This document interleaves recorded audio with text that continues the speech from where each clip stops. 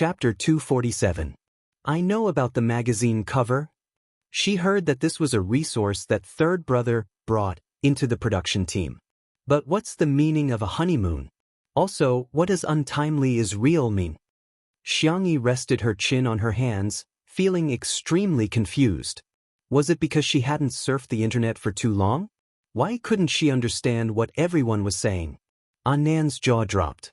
It can't be, can it? Don't you know that you and Xianxia have CP fans?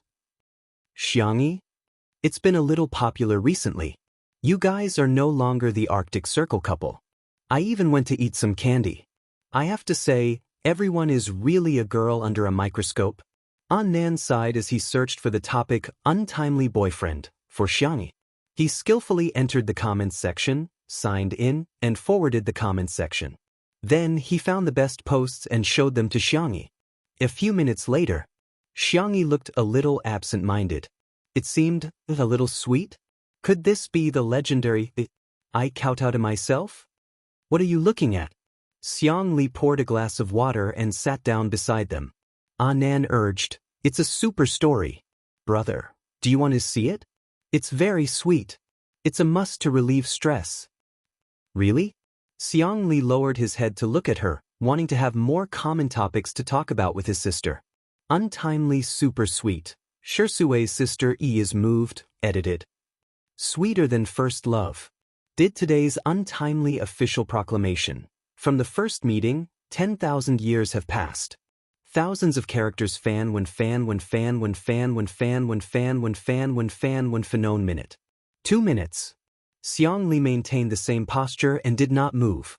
However, his expression became more and more solemn. However, Annan still asked heartlessly, Brother, how is it? Isn't it beautiful? Xianxia put down the cup, rubbed his eyebrows, and looked at Xianxia with a straight face. Come with me. Huh. Xianxia didn't know what was going on and followed him to the balcony.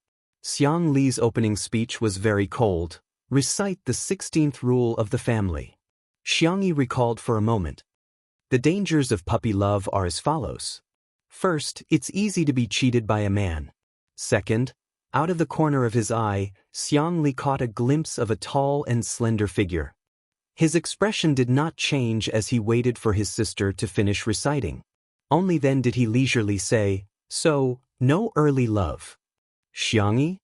The little girl said weakly, Brother, I'm already 20 years old. What's wrong with being 20 years old? I'm not your brother anymore when I'm 20. Xianxia had always been obedient in front of her brother. Oh, okay. Xianxia patted her little head. Good girl. He raised his eyebrows at Shui, who was not far away, as if he was openly provoking her. Shui clicked his tongue and mouthed, Okay, childish. Xianxia didn't take it seriously. After Shui walked away, he suddenly asked, Tell me, where have you been in the past year? Xianxia widened her eyes. What's there to be surprised about? Do you think I'm the same as little uncle and can't even see that? Xianxia smiled slightly, like an old fox. Tutu, are you insulting your brother's intelligence? Time passed. Xianxia briefly summarized her experience in the past year. Xianxia listened very carefully. He tapped the railing again and again. The rhythm was accurate. Do you think the initial opportunity was the car accident? Xianxia was stunned. Isn't it? Xianxia's voice was very deep. There's a problem. That person may come back. Chapter 248. The sky was overcast. It was the rainy season, and there would be showers from time to time. The sound of thunder came from afar, and the dull roar exploded in their ears. Huh! Xianxia was stunned, as if she couldn't believe it. After a long time, she came back to her senses. Brother, you mean that person's appearance is not a coincidence? Behind all coincidences, there is a certainty. According to the rules of the system that you said, only souls on the verge of death can be selected. Then, you actually don't fit this rule.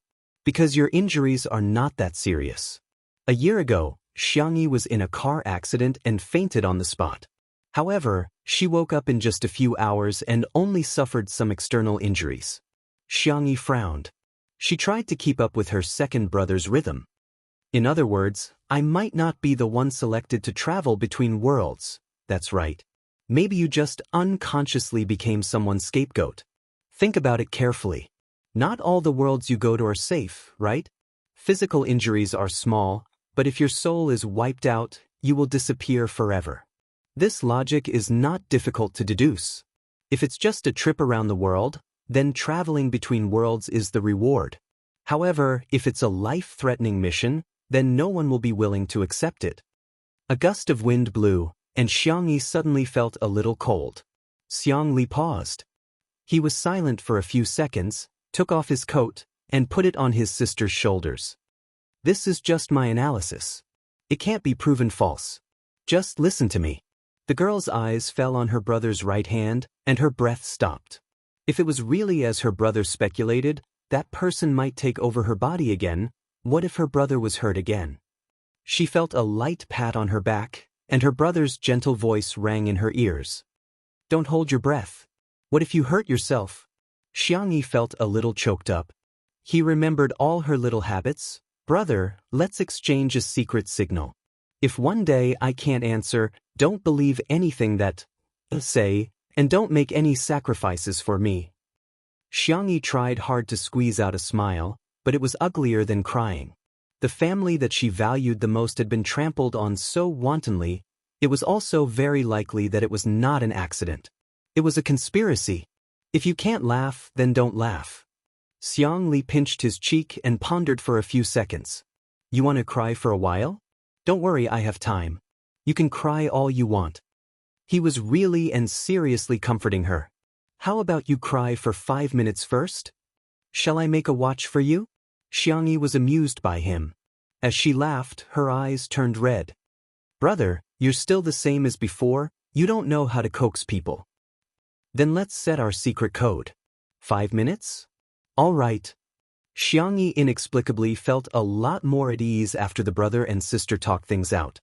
It was as if he had been floating in the void for a long time and had finally found a foothold. Steady and steady, supporting her.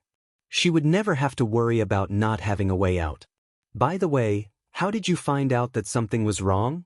Xianxia thought of the contract that her brother forced that person to sign. It was very detailed. Although it was childish, it restrained that person from doing whatever she wanted.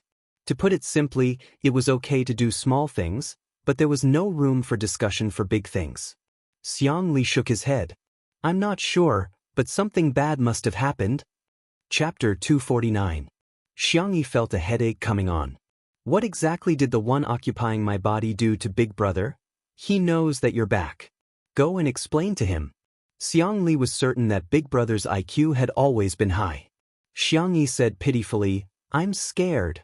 She had been most afraid of Big Brother ever since she was a child. Xianxia didn't respond. He would never admit that he was also afraid of Big Brother, Xianxia, the devil himself.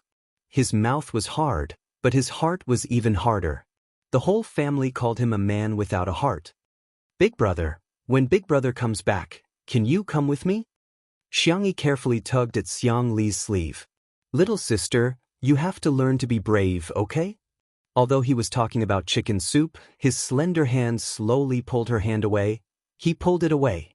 Xianxia was speechless. Just a second ago, he was so touching, but now he was so fragile. He was indeed her biological brother. Xianxia cleared his throat. I suggest you bring little uncle with you. He can help you take most of the firepower. With him around, Big Brother probably won't have time to scold you. Feng Feng of the Xiang family naturally had the attribute of attracting hatred. In a game, he would be a meat shield that would bleed but not shed tears. Xianxia was enlightened. Big Brother, you're indeed a genius. What you said makes sense. Xianxia put on her brother's jacket and returned to the living room. Shui, who was teasing Xiao Naofu, paused and glanced at her. Mr. Si, you're here? Xianxia noticed Si Chuanbai. As a top manager, Si Chuanbai always dressed in a suit and leather shoes. She felt that he was more like a domineering CEO than little uncle. Si Chuanbai nodded. Miss Xiang. He was here to work with Shui. An Nan stared at Si Chuanbai for a long time before moving closer to him and asking softly, Are those sparkling cufflinks made of obsidian? That envious look in her eyes was similar to when she bought a 5-cent popsicle when she was a child and saw her classmates eating a 5 yuan milk popsicle. Si Chuanbai. He smiled politely. An Nan immediately let out a heartfelt sigh. They were both agents, but Si Chuanbai was clearly an elite in the workplace, and he's a social animal at best. Si Chuanbai, on the other hand, felt that Xianxi's manager was too unreliable. That gaudy, colorful hair and that silly smile. Si Chuanbai also couldn't understand the way he interacted with Xianxi. The two of them didn't seem like working partners, but more like best friends. An Nan was hungry before dinner time, so Xianxi made him a bowl of noodles mixed with scallion oil. Seeing An Nan eating so happily, Si Chuanbai frowned. Was it really that delicious? Could it be an act? But when lunch was served, braised pig trotters, braised chicken feet, braised duck neck, braised dried tofu, braised mushrooms, a rich aroma assaulted his nostrils. The ingredients had all been stewed until they were soft and tender. They were wrapped in a layer of thick and shiny marinade and sprinkled with a little sesame to decorate them. This large platter of braised food instantly captured all of Si Chuanbai's attention. He maintained a reserved image and picked up his chopsticks to pick up the stir-fried vegetables closest to him. Suddenly, a large and soft pig trotter was stuffed into his hands. Choo-choo, don't stand on ceremony. This is the biggest. An Nan gnawed on the chicken feet and said in a muffled voice. Si Chuanbai, what a joke. He was such a strict, fastidious, and clean person. Would he be as rough as this little colorful hair and chew on a pig trotter? But, why did this damn pig trotter smell so good? Chapter 250. Si Chuanbai stared seriously at the pig trotter in his hand. After a few hours of marinating, it had a red and oily luster. It was a little hot in his hand, and the overbearing aroma went straight into his nose. He started to salivate uncontrollably. Just one bite would do. With the mentality of giving it a try, he elegantly tore off a bit and tasted it. The moment the tip of his tongue touched the marinated pig trotter, the collagen-rich pig trotter was incomparably soft. After chewing twice, it was fatty but not greasy. The meat was slightly springy and chewy. The aroma of the marinating sauce permeated every inch of the meat, even the bones. The combination of fragrance, sweetness, saltiness, freshness, and spiciness with a strong invasiveness instantly occupied Si Chuanbai's taste buds. How could it be? How could it be? This damned pig trotters were actually so delicious. Si Chuanbai's hands trembled slightly. Slowly tearing and eating with his hands was no longer enough to satisfy him. Cursing under his breath, Si Chuanbai raised the pig trotter and took a big bite. This brought about a sense of satisfaction that couldn't be found in small bites. The gold medal manager, who had always been known for being meticulous and serious, had lost all his image at this moment. He was holding the pig trotter and chewing happily. This scene fell into An Nan's eyes. Had Mr. C never eaten good food before? The speed at which he swept everything away was too exaggerated. He must have been too busy and didn't have time to eat properly. Thinking of this, An Nan looked at him with eyes full of sympathy.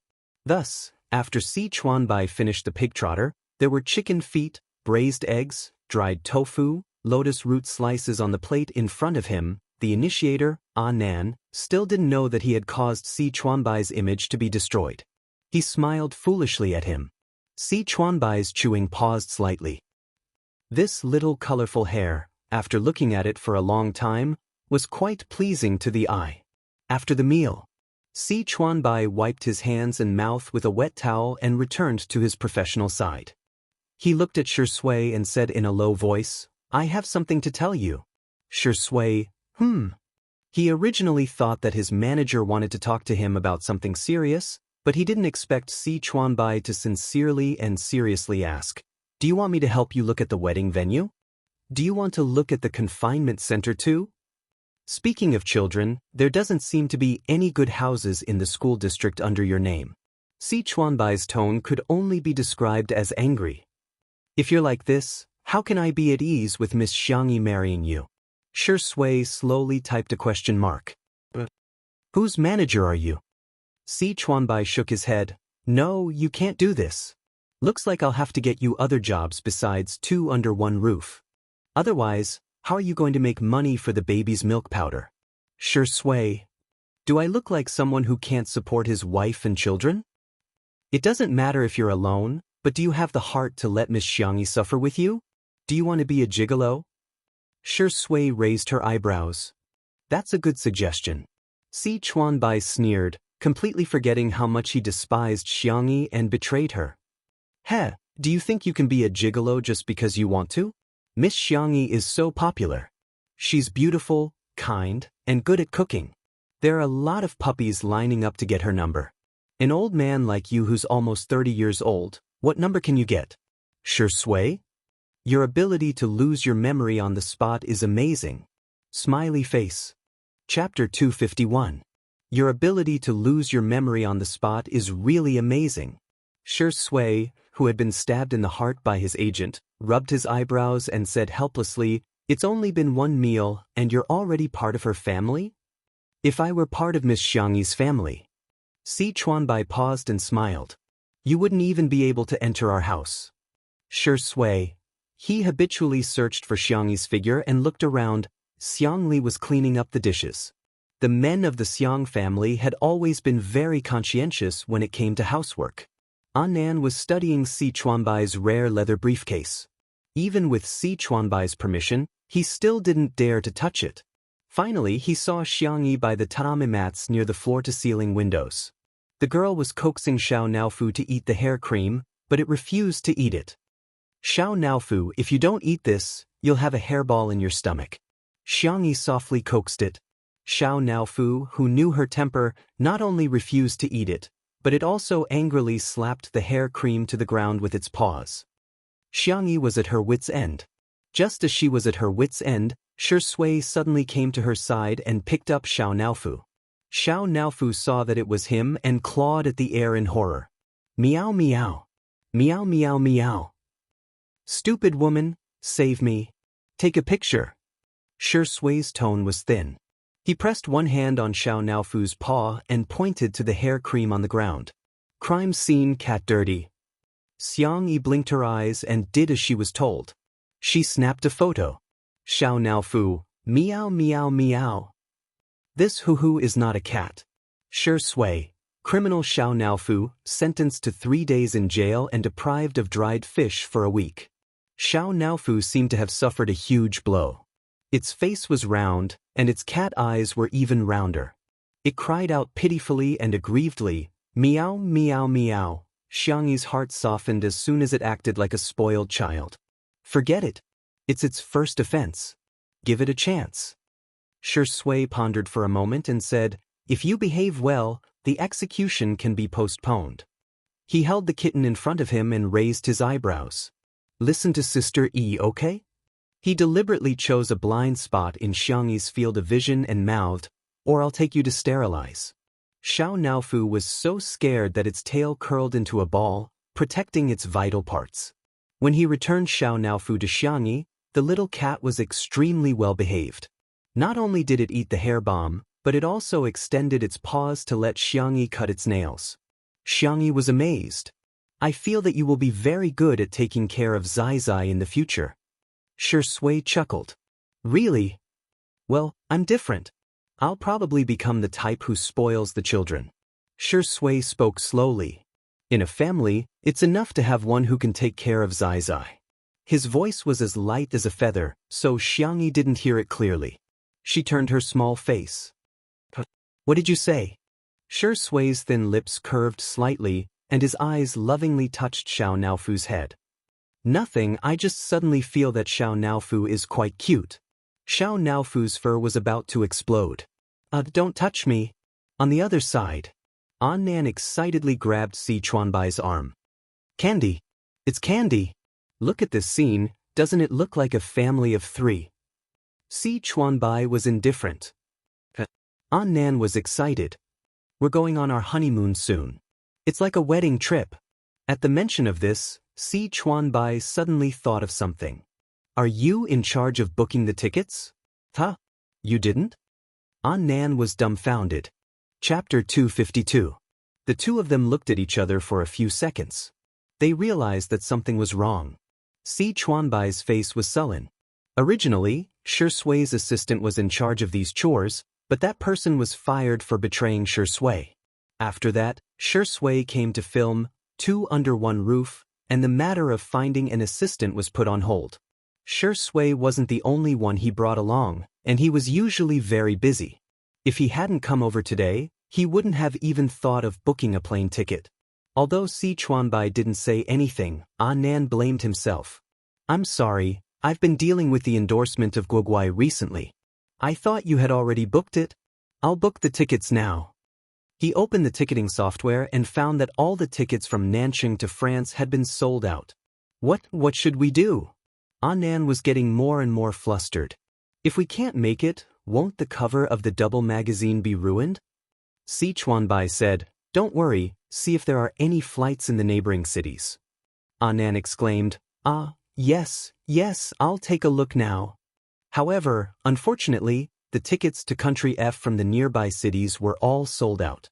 It would take 4 or 5 hours to drive to the nearest city where tickets were available, and there were no first-class or business-class tickets available. The flight to France would take a long time, and it would be very tiring to sit in the economy class. Then, they would have to go for a high-intensity shoot. Si Chuanbai's brows were furrowed so tightly that they could almost kill a fly. Nan looked like he was about to cry. "Book the economy class tickets first, I'll take care of the rest." In the evening, in the live stream of Two Under One Roof, the two agents left after lunch. Xiang Li received an urgent call in the evening and returned to the research institute for the time being. The plain and heartwarming scene attracted the attention of countless netizens. There were only 2 people and a cat at the dinner table, and the netizens immediately began to tease them. "Two under one roof, look what I found." Today, Shi Sui and Sister Yi are both wearing white clothes, and Xiao Naofu is white too. They're openly wearing parent-child outfits. "What parent-child outfits?" Xiao Naofu is offended. "What the F***ck? Shi Sui is actually putting food in the vase fairy's bowl?" Under everyone's gaze, the man in the camera calmly and naturally served Xianxia food and soup. It could be said that he was extremely virtuous. "Rest early later. I'll clean up and give Xiao Naofu a bath." The netizens who had watched the video in the morning were dumbfounded. How did the plot turn around so quickly? The comments section instantly became lively. "Don't you guys think that Shi Ingdi looks like a virtuous husband and father? What kind of **T were these marketing accounts spouting? Was this called the vase fairy seducing Shi Ingdi? This is called Shi Ingdi trying to please the vase fairy. The way Shi Ingdi looks at Sister E is really different. If you don't believe me, you can compare the way he looks at other women in the movies. Aren't CP fans so annoying? This is obviously a script. Are there really idiots who believe that variety shows don't have scripts these days? Oh my god, there's a big fan of Shi Ingdi on Weibo called All Is Well Year Round, who wants to stop being a fan. I can't watch the drama anymore. F***ck, this rich woman is super famous in the industry. She's Shi Ingdi's wife fan. Is she going to tear the Xiang actress apart? I'm rubbing my hands excitedly. Although it was a Monday, the traffic was at its peak at night. The netizens who were watching the drama quickly flooded into All Is Well Year Round on Weibo. Half an hour ago, she had posted a long Weibo post filled with righteous indignation. Chapter 253. All Is Well Year Round V. I've been your fan for so many years, and I've accompanied you through your darkest days as well as your glorious days. In the past, I used to think that you were misogynistic and couldn't even act in scenes where you held hands with girls. Even if I knew you didn't belong to me, you wouldn't belong to anyone. But now, I really don't understand why you and a certain female celebrity are being linked together as a couple. To be honest, I don't object to you being linked together as a couple, but you should at least find a decent one. A certain female celebrity. I think it's an insult to the word social climbing. Every time I watch the live stream, my heart bleeds while others are laughing. When I see a certain female celebrity leeching off your popularity like a vampire, I want to rip her face off. But what about you? Not only do you not keep your distance from her, you're even getting more and more intimate with her. Don't you feel sick just from touching her? Or do you insist on linking up with such a woman even if you're going to throw up? What infuriates me the most is the information that others have leaked to me. After your assistant left, you didn't find a new one because a certain female celebrity wanted to be your assistant. She's so delicate and weak, how can she take care of others? How can she take care of you? You're going abroad in 2 days, but you only bought a ticket today, and it's economy class. A few hours of transfer and more than 10 hours of flight. Must you be so mean to yourself? I'm very tired now, really tired. If you continue to link up with a certain female celebrity, I'll consider not being your fan anymore. This blogger had hundreds of thousands of fans and was also quite famous in the fandom circle. The number of comments below soon exceeded 10,000. That's right. Someone finally said what's on my mind. Don't talk nonsense. The vase fairy is just not worthy of being your idol. Where did she get the cheek to say that she wants to be Gij's assistant? Oh my god, she can't even book a plane ticket. Forgive me for being blunt, but she's a moron. I'm crying, why is Gij so pitiful? Did the company force him to do this? I'm really going crazy after seeing the CP fans. How disgusting. Gij belongs to all of us, not that B****. I'm so immersed. The thought of my idol being in love makes me want to kill someone. However, there were also netizens who raised doubts. If you don't understand, just ask. Sure, Ingdi isn't an idol, right? It's understandable that idols are forbidden from dating, but since when are actors not allowed to date? After so many days of live streaming, Xianxia should be the most polite to Swordplay. On the other hand, Swordplay is the one who's taking the initiative to express her goodwill. Isn't Swordplay the one who's hyping up the couple? Let's not talk about whether the assistant is real or not. Which celebrity would book their own plane tickets? The comments on Weibo were arguing nonstop, and the live stream was also arguing with each other. Buzz. The phone on the dining table vibrated. Xianxia picked it up and saw that it was a message from Nan. It started with a screenshot, followed by a series of crying emojis. She replied and looked at Swordplay. Nan said that tomorrow's flight was suddenly cancelled because of the airport scheduling. Why don't I get someone to arrange for us to leave earlier tonight? Swordplay, okay, I'll listen to you. Xianxia said indifferently, okay. In the live stream, the fans who had rushed over after hearing the news were about to die of anger. You think we'll leave just because you said so? How are you going to fly without a plane ticket? How are we going to fly without a flight? Do you have any common sense? I'm so angry, I'm so angry. The magazine cover is going to be ruined, it's all your fault. Chapter 254. In the manor, Xianxia found the butler's phone number and sent him a text message to explain the situation. Soon, she received a reply from the butler. On the day of her coming-of-age ceremony, her grandfather had given her a small private jet painted in a girlish pink color and named it Tutu Flight. I've asked and he said that we can set off at any time.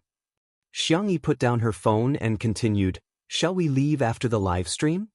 Swordplay naturally knew about the Tutu Flight.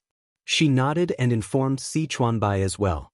Chuanbai's reply was a long ellipsis. He and Little Colorful Feather were extremely anxious and frantically tried to buy tickets, thinking that it was a disaster.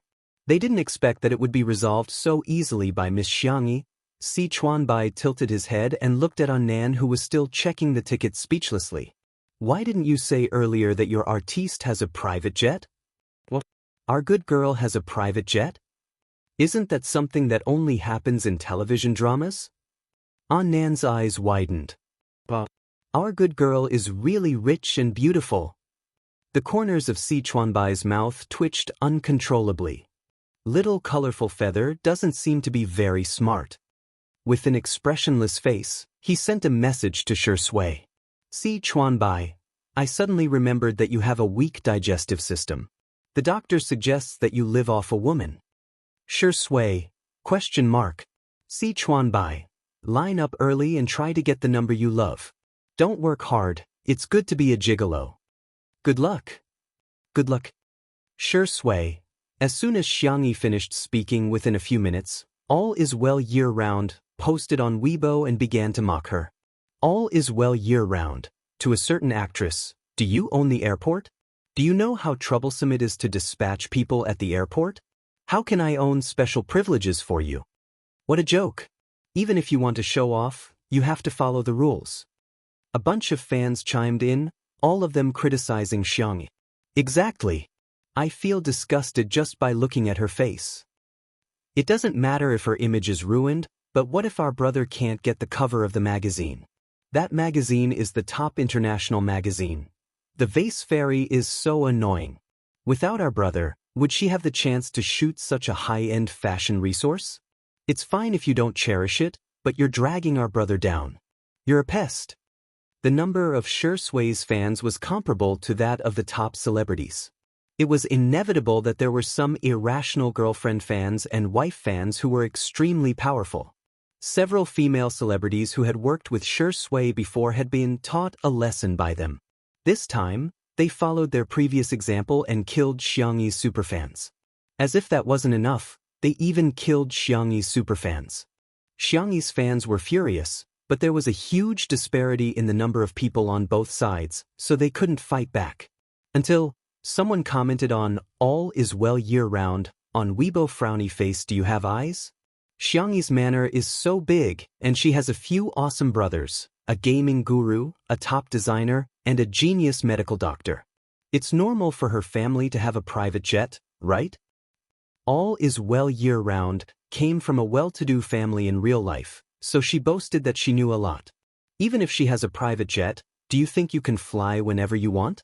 Don't you need to apply for the flight route? Ridiculous. She said that she can fly whenever she wants. Why don't she fly for me to see? As soon as she clicked send, a message suddenly popped up in her message box. F***CK. A private jet really landed at the Vase Fairy's manor. Chapter 255. In the manor, the camera was pointed out of the floor-to-ceiling window, clearly capturing the private jet hovering at a low altitude. The propellers spun as the jet slowly descended to the ground. It was a pink plane with rabbit ears painted in white in front of the cockpit. There was also a line of English letters on the fuselage, "Rabbit." There was an uproar in the live stream. "I'm getting goosebumps. Is this the daily life of Ms. Perfect? Rabbit? Tutu flight? Ah, Tutu is on Tutu flight, she's so cute. Ah, our sister Yi's face slapping may be late, but she'll never miss it." Someone uploaded the Weibo post about the flight route application to the livestream. After Li Jianyu saw it, he was a little curious and couldn't help but ask, "Sister E, don't you have to apply for a flight route for a plane? Can your Tutu flight fly to France?" "Xianxia, Uncle Butler is in charge of this. It seems that he has to apply for a flight route and airspace in one go. Then, regardless of whether he's flying or not, he will send out a flight plan every day. That way, he can fly whenever he wants." However, apart from the annual family trip, she didn't usually use the Tutu flight. The netizens in the live stream, "Got it, got it. Where do you get the plane?"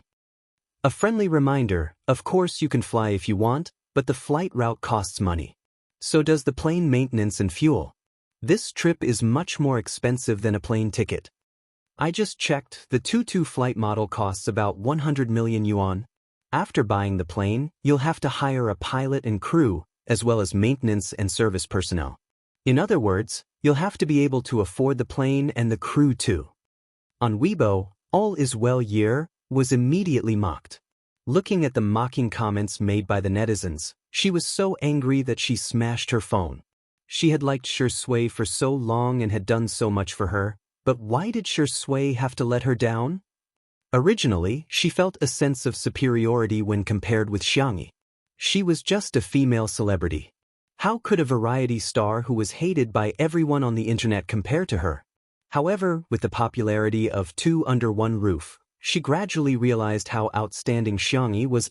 A strong sense of crisis enveloped All is well year-round. She couldn't accept this reality. Maybe it was just that Shui didn't see her. If he had seen her, perhaps everything would have been different. Paranoid thoughts continued to linger in her mind. She picked up the phone that had a crack on the screen and slowly typed. At 9 o'clock, the live broadcast ended. Xianxia had already packed her luggage in advance. She didn't bring too many things with her as it would only take her 3 days to complete the shoot. She made a video call to her fourth brother, Xianxia. Xianxia stared straight at Xiao Naofu, his Adam's apple bobbing up and down. Xiao Naofu, live well with fourth brother for the next 3 days. The girl wanted to kiss it, but the little cat dodged. Xiao Naofu was extremely aggrieved. Meow, this who wants to go too? The plane will vibrate violently when it takes off and lands. You might feel very uncomfortable or even get sick. Xiao Naofu's pointed cat ears drooped as it leaned on her shoulder sullenly. Fourth brother will take good care of you. Hey, do you remember him? Xiao Naofu glanced at the esports guru in the video. Meow. On the other end of the video call, Xianxia seemed very calm, but his heart was in turmoil. Oh, it's meowing at me. Chapter 256. Xianxia cleared his throat. Ahem, sis, don't worry. Xianxia reluctantly put Xiao Naofu into the cat bag and handed it to Li Jinyu. As for why Li Jinyu was chosen, it all started from the time when Smog's cat fetish was seen by the entire internet and caused a social disaster. The fans of Two Under One Roof requested that the production crew go to the Logic team's base to film a follow-up. Li Jinyu obtained permission and took the opportunity to bring the cameraman there for a short livestream. While the tutu was soaring in the starry sky. In the villa area of Nanqing, Logic's esports base was still brightly lit. After a round of 8 p.m. hand-speed training, the team manager clapped his hands and said loudly, "The takeout has arrived. Everyone, take a break." It just so happens that the crew of Two Under One Roof is also here. Let's do a short live stream. Oh, Xiao Naofu is here? Captain Wander's eyes lit up, and the other guys had similar reactions. The calmest one was Xianxia. The team manager laughed and said, "Yes, our Sameo Ji's little wife is here." Ever since Xiangyu's cat fetish last time, everyone had joked that Xiao Naofu was his little wife. Xiangyu walked out of the training room coldly. In the spacious living room, Li Jinyu and the others had finished adjusting the equipment and happened to film Xiangyu. The livestream room was bustling with noise and excitement. Ah, it's Sameo Gu. Look at you guys calling him Sameo Gu so much, I can't remember his English name anymore. Big Brother looks so cool in black. Who would have thought that Big Brother was a cat fetish maniac? The cat bag was placed on the ground and Li Jinyu unzipped it. Xiao Naofu stuck out half of its head cutely. Its pointy cat ears trembled and its clear sapphire-like eyes stared straight at Xiangyu. The young esports god paused for 2 seconds before walking over with one hand in his pocket. He looked down at the soft white cat condescendingly. Xiao Naofu, listen to me. Nothing can be accomplished without rules. Kittens should behave like kittens. First, eat at a designated place and don't climb onto the table. Second, sleep in your own nest and don't climb onto the bed. Third, every player here is busy. Don't disturb your brothers during training. After a dozen or so lines, Xiangyu finally stopped and asked coldly, "Have you memorized them?" Xiao Naofu meowed obediently. Meow meow meow, I know. In fact, Xiao Naofu's inner thoughts were, a poop picker dares to talk so much to this hoo-hoo? Do you believe that this hoo-hoo's most smelly poop will suffocate you to death? Little did it know that its childish cry had accurately hit Xiangqi's heart. Oh, it is so lovely. The next second, Xiao Naofu nimbly jumped onto the dining chair, and with a second jump, landed on the dining table. Its meaty little paws scratched the plastic bag containing the takeout twice, sniffed it curiously, and pushed it away in disgust. Tisk, it's not even 1/10,000th of the food made by that stupid woman. It sat down on the dining table and tilted its head to look up at Yu Sheng. Li Jinyu, Smog, Xiao Naofu is too naughty. How about we chase it down? Xiang Yu's expression didn't change. He picked up the takeout bag and righteously said, "I haven't had time to buy it a cat tree. This dining table will be its cat tree." Li Jinyu? Xiang Yu raised his eyebrows and looked at his teammates. Hey, what are you looking at? Do we have to eat at the dining table? His teammates? Who the hell are you setting these rules for? I'm so tired that I'm running a low fever. I'm going to take a nap and write again. Everyone can come back tomorrow. I'll make it up to you when I'm done. Clasped hands. Chapter 257. 2 minutes later. In the esports base, a group of young boys held lunchboxes and sat cross-legged, sullen. They sat on the ground next to the dining table. Xiao Naofu occupied the entire table with an open can of luxurious meat, a bowl of warm goat milk, and a few small dried fish in front of it. In the live stream, as expected of Sameoga, his cat slave nature has been exposed. Xiao Naofu, I heard you're going to set rules for me? Where are the rules? Haha, I'm laughing so hard that the geese in the yard are squawking with me. Some netizens also argued, am I the only one who thinks there's something wrong with Xianxia? Cats are just animals. Why should they be allowed to sit on the dining table? That's right, don't tell me the other contestants don't mind. He's too selfish, he doesn't care about other people's feelings at all. At this moment, Xiao Naofu was scalded by the goat milk and meowed in a coquettish voice, sounding extremely aggrieved. In an instant, Captain Wander stood up and scooted over.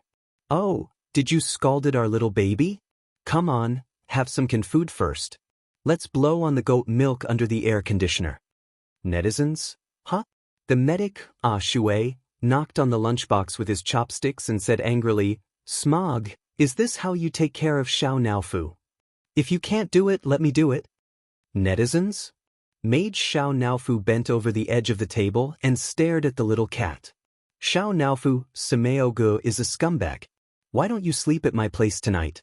I'll warm your cat bed. Netizens? Xianxia was speechless. Hey, stay away from it. Don't scare it. He picked up a small dried fish and fed it to Xiao Naofu's mouth. Xiao Naofu took a bite and then rubbed its head against his palm, meowing softly.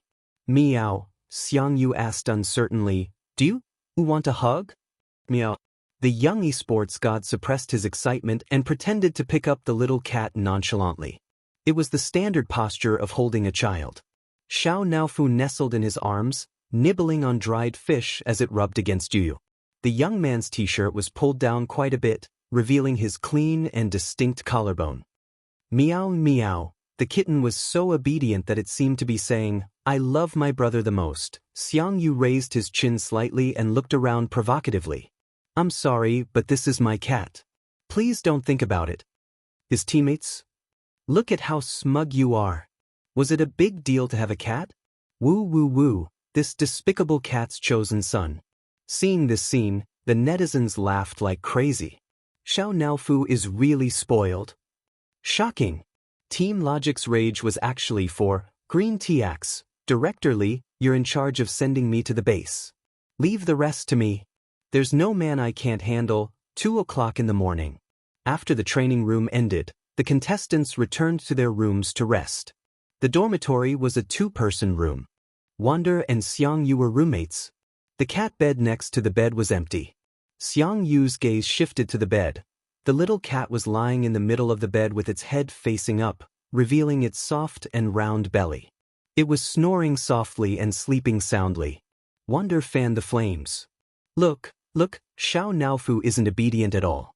Not only is it climbing the bed, but it's also snoring. It's too much. The next second, Xianxia shot him a sharp look and said in a low voice, keep your voice down. Don't disturb Fu-Fu's sleep. Wonder. Chapter 258. It must be because the cat bed is too small. I'll sleep on the bed then. Xianxia walked towards his captain's bed and said, I'll sleep in your bed tonight. You can go next door and squeeze with someone else. Why?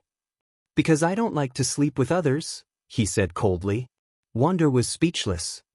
Listen, is that even human language? Meanwhile, All Is Well Year-Round posted a message on Weibo in the middle of the night, expressing her intention to commit suicide. All is well year-round. You guys have no idea how rare it is for a person who has been in the dark for a long time to have a ray of light. Now that my world is shrouded in darkness again. Perhaps it's time to end all this pain.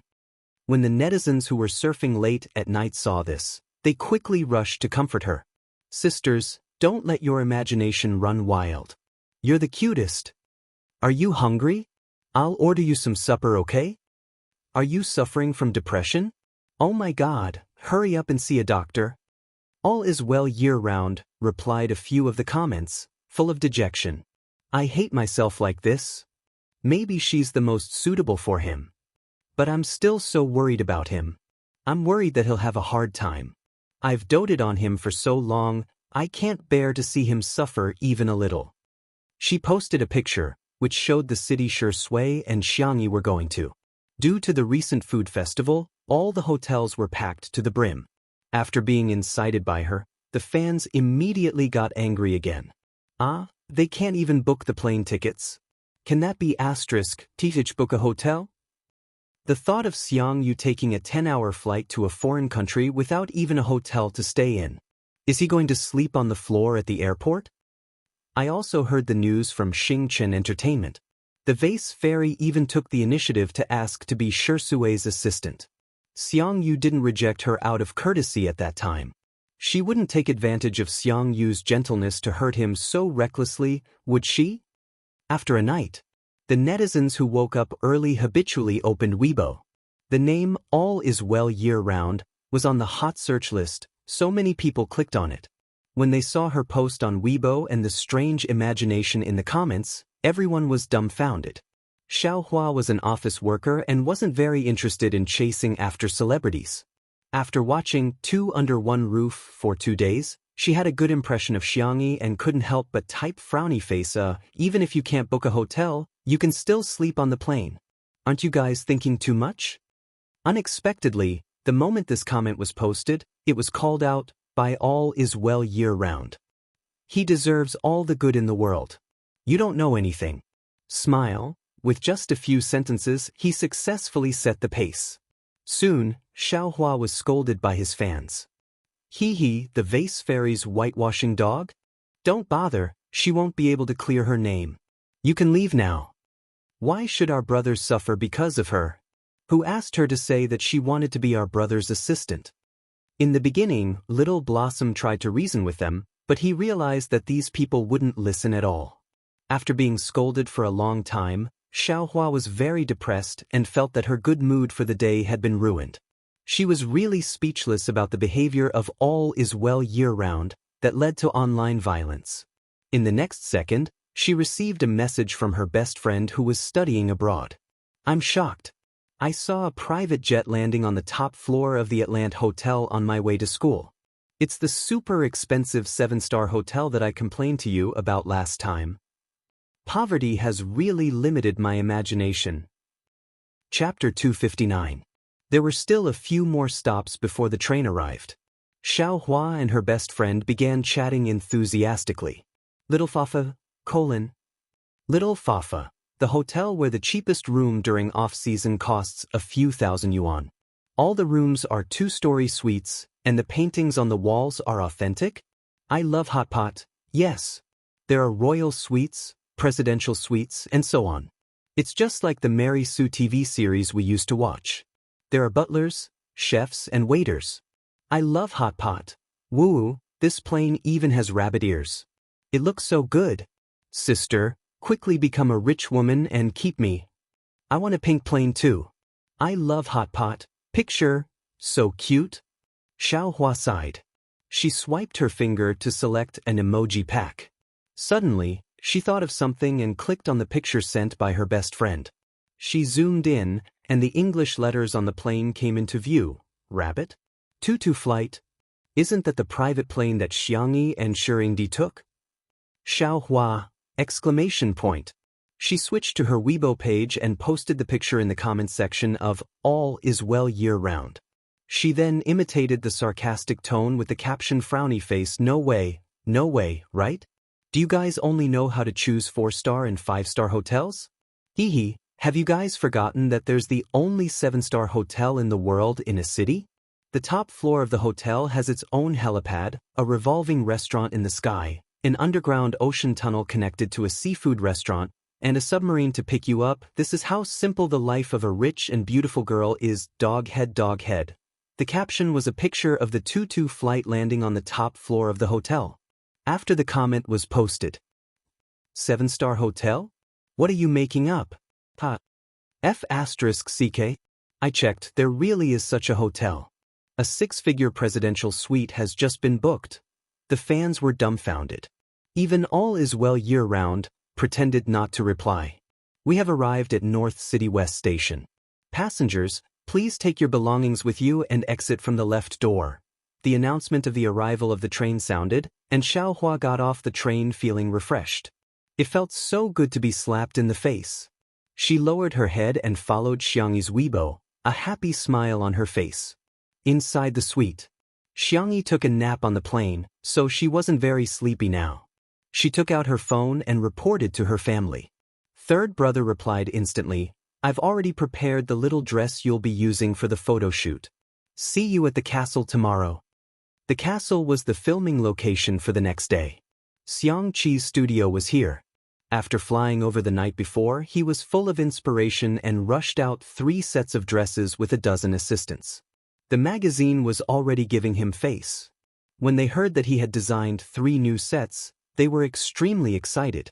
This was Hades's return to the fashion industry after a year of absence.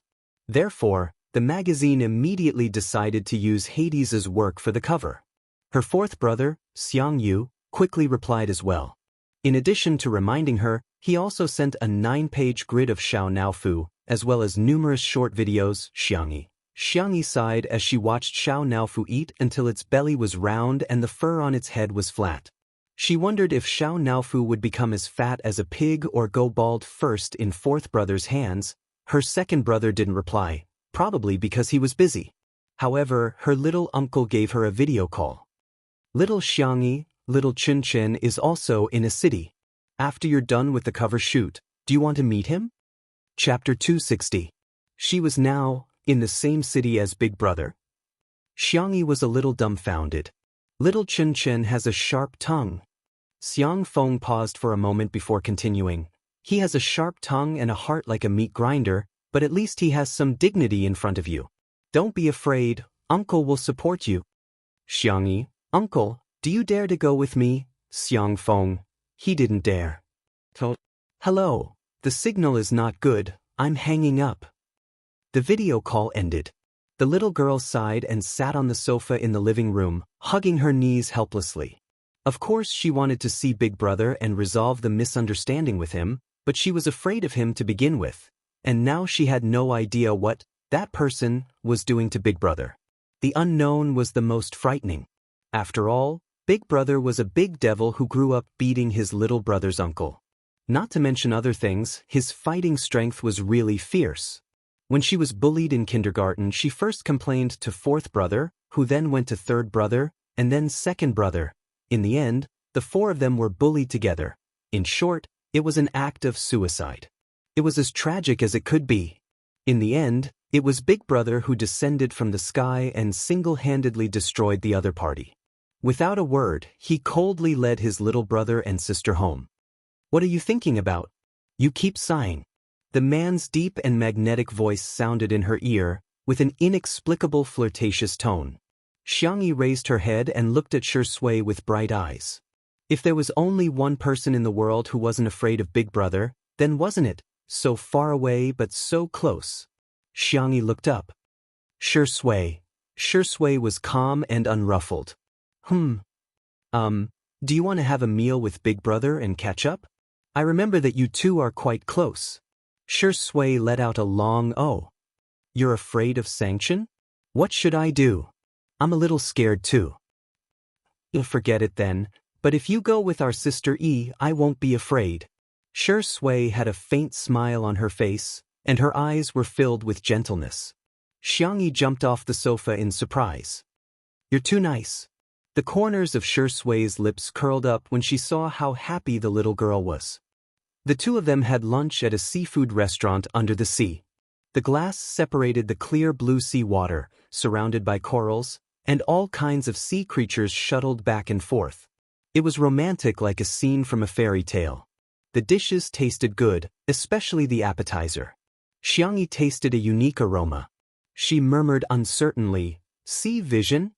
It was a kind of seaweed that she had seen in a world where medical science was very advanced. It couldn't be eaten directly, but it could be used as a spice after being processed. Most importantly, it had medicinal value. Therefore, when the head chef came out to communicate with the guests, Xianxia asked him what the unique aroma in the dish was. Hearing her calmly report the names of the ingredients and spices used, and even the cooking method, the head chef's eyes widened in shock. What kind of magical taste was this? She could actually know so much just by tasting it? However, an excellent head chef wasn't stingy with making the recipe public. As it turned out, a real top-notch restaurant couldn't imitate the same taste even if they strictly followed the recipe. Thank you for your generosity. Xianxia thanked him politely and immediately sent the name of the seaweed that the head chef mentioned to Lu Jingji. This might be a major discovery in the field of medicine. Chapter 261. After Xianxia sent the message, she realized that she had been neglecting Shui. His gaze was gentle and innocent, as if he wouldn't mind whatever she did. However, the more he acted this way, the more Xianxia blamed herself. Sorry, I didn't mean to ignore you, Shui chuckled, as if ripples had appeared on a calm lake. I think it's okay even if we don't talk when we're together, sistery. On this point, Xianxia agreed with him. Xianxia sighed in her heart. Shui was really easy to get along with. He wasn't picky about food and had a good temper.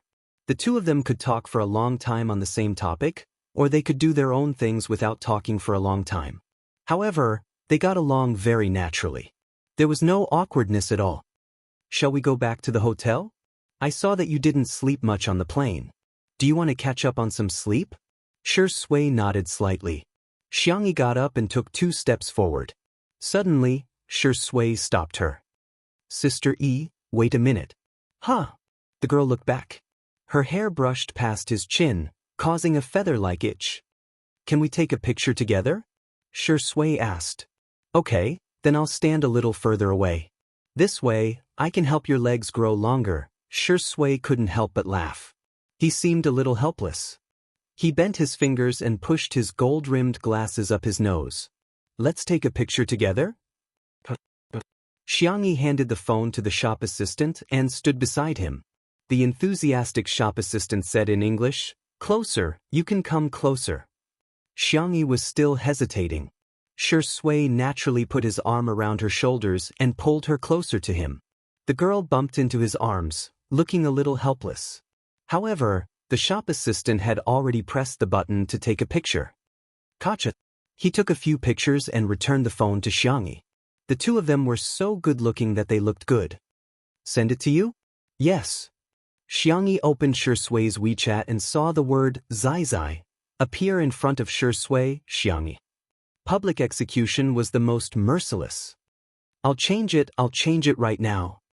Xianxia pretended to be calm and typed in the pinyin of Shui. The first word that popped up was Shui.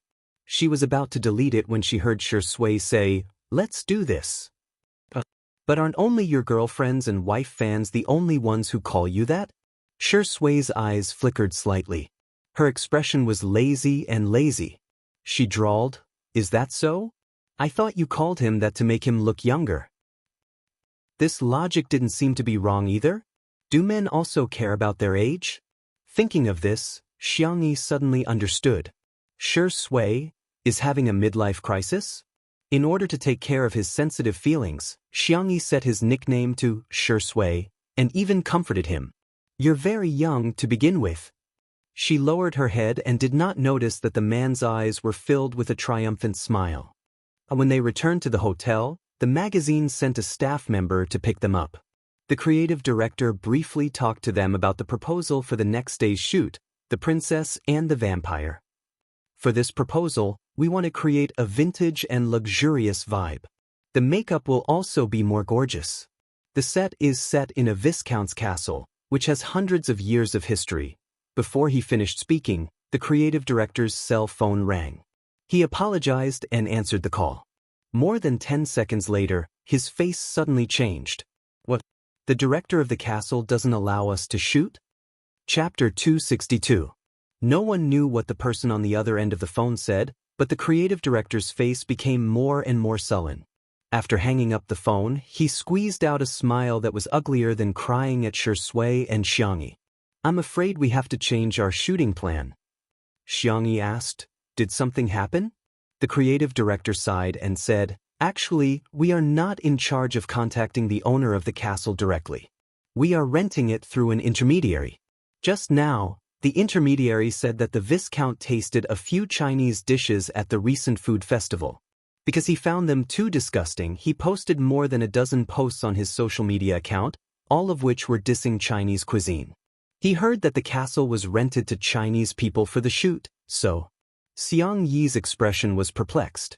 Even in the fast-forward world, Westerners' acceptance of Chinese cuisine was still very high. She asked curiously, what food did he eat? The creative director searched for the Viscount's social media account and showed it to Xianxia. Xianxia glanced at a few posts, raised her eyebrows and said to Swordplay, it seems that the Viscount is a gourmet. All the posts were related to food. The pictures were beautiful and the writing was good. When it came to delicious food, he would praise it to the heavens. He would use exaggerated rhetoric such as God-given delicacies, God-kissed hands, and the gift of nature. He was a master of flattery. When it came to disgusting food, he would directly criticize it, such as, it tastes as bad as smelly socks on a rainy day. It's so disgusting that the best dish today was lemonade. If he taught huskies how to cook, they would definitely be able to cook better than you, and other sarcastic remarks. It was precisely because he was not short of money that he could ensure absolute fairness. Moreover, he was a glutton with tricky tastes, so he had countless fans and was famous for being a gourmet. Many restaurants had a love-hate relationship with him. They loved that his casual praise could bring them great popularity, but they were also afraid that his criticism would cause the restaurant's business to plummet. Xianxia scrolled to the comments he had made before, and her beautiful eyebrows furrowed. These are at most improved dishes, right? Swordplay said, it seems a little like dark cuisine. It was more than that.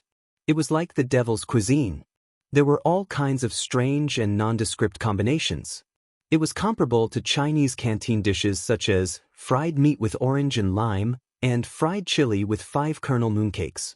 The creative director was like a frosted eggplant, listless and devoid of any fighting spirit.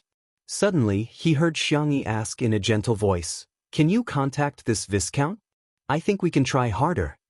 The creative director smiled bitterly and said, this is not something that can be achieved with hard work alone. Lord Viscount has an eccentric personality. Apart from top-notch delicacies, nothing else will work on him. Xianxia said seriously, I want to treat him to a taste of real Chinese cuisine. The creative director hesitated for a moment and asked, do you know any Michelin chefs? Then there might still be a chance. Xianxia shook her head. Although I don't know any Michelin chefs, I know a little about cooking. The creative director was greatly disappointed, but he didn't want to discourage this lovely Asian beauty. He could only fake a smile and say, I can try to contact them. Swordplay found a clip of Two Under One Roof, which was a video of Xianxia cooking and the delicious food at the end. Out of courtesy, the creative director clicked play. 5 minutes later, the creative director exclaimed, oh my God! It's so exciting! Watch it again! Let me watch it again! Chapter 263. After watching the video a few times, the creative director was completely stunned. He looked at Xianxia with a blazing light in his eyes. If he used to look at Xianxia with admiration for beautiful things, then now, he was in awe. He was in awe. Even though he had never tasted the food she made, the process of cooking and the way she presented the food was simply a work of art. Languages and cultures might not be the same. However, human beings had a common pursuit of beauty. In other words, Xianxia had not conquered him with the taste of the food, but with the appearance of the food. Xianxia said, I'll leave it to you to contact the Viscount then. The creative director patted his chest and said, no problem, leave it to me. Even though he was the creative director of a top international magazine publisher, it still took him a lot of effort to get the Viscount's contact information. The creative director originally wanted to cut the 5-minute video a little shorter so that the Viscount could appreciate it more directly.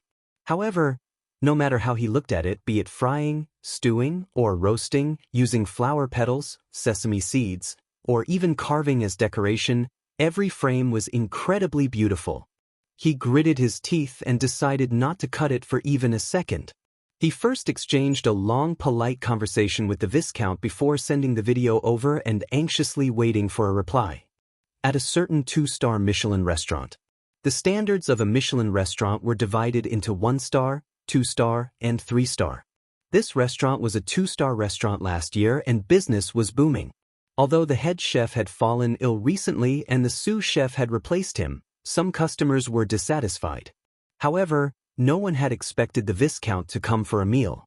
The boss panicked and ordered the head chef to provide the best and freshest ingredients while he hurried to the wine cellar to get a bottle of good red wine. The appetizers, main dishes. The more the Viscount ate, the more sullen his face became. When the last dessert was served, he only took a small sip with his spoon and did not touch it again.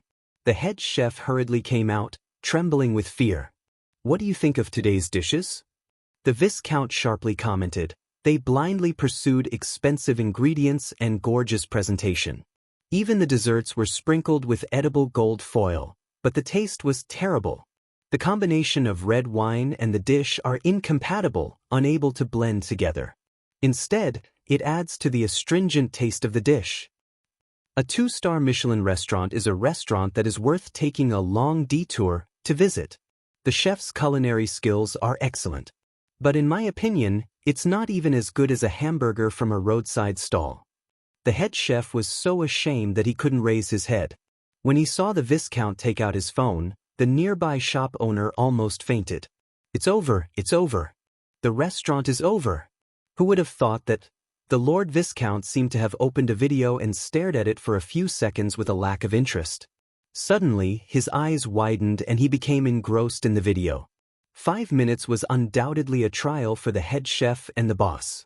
The corners of the Viscount's mouth curled up as he hurriedly got up and left. After waiting for a while, he didn't see the Viscount give their restaurant a bad review on social media. Woo, our restaurant is saved. The boss cried tears of joy. He finally realized that for a restaurant, taste was the most important thing. Let's close the shop first. We'll reopen after our head chef recovers. On the other side. What? Live stream cooking? Chapter 264. Xianxia was a little surprised. Yes, this is a request made by the Viscount. He wants to see the process of cooking the delicacies and... The creative director stammered, unable to continue for a long time. Xianxia asked, "What's the matter? Does he have any other requests?" "He wants you to have 1 million viewers in the Moon livestream." The creative director felt that the request was too unreasonable. The Moon livestream was a software from France, and most of the viewers were locals. The livestream industry in France was not very developed, and 1 million viewers was really an astronomical figure. If it were a local celebrity, they might be able to achieve it. However, Xianxia and Shui were not very popular overseas. How could they possibly achieve it?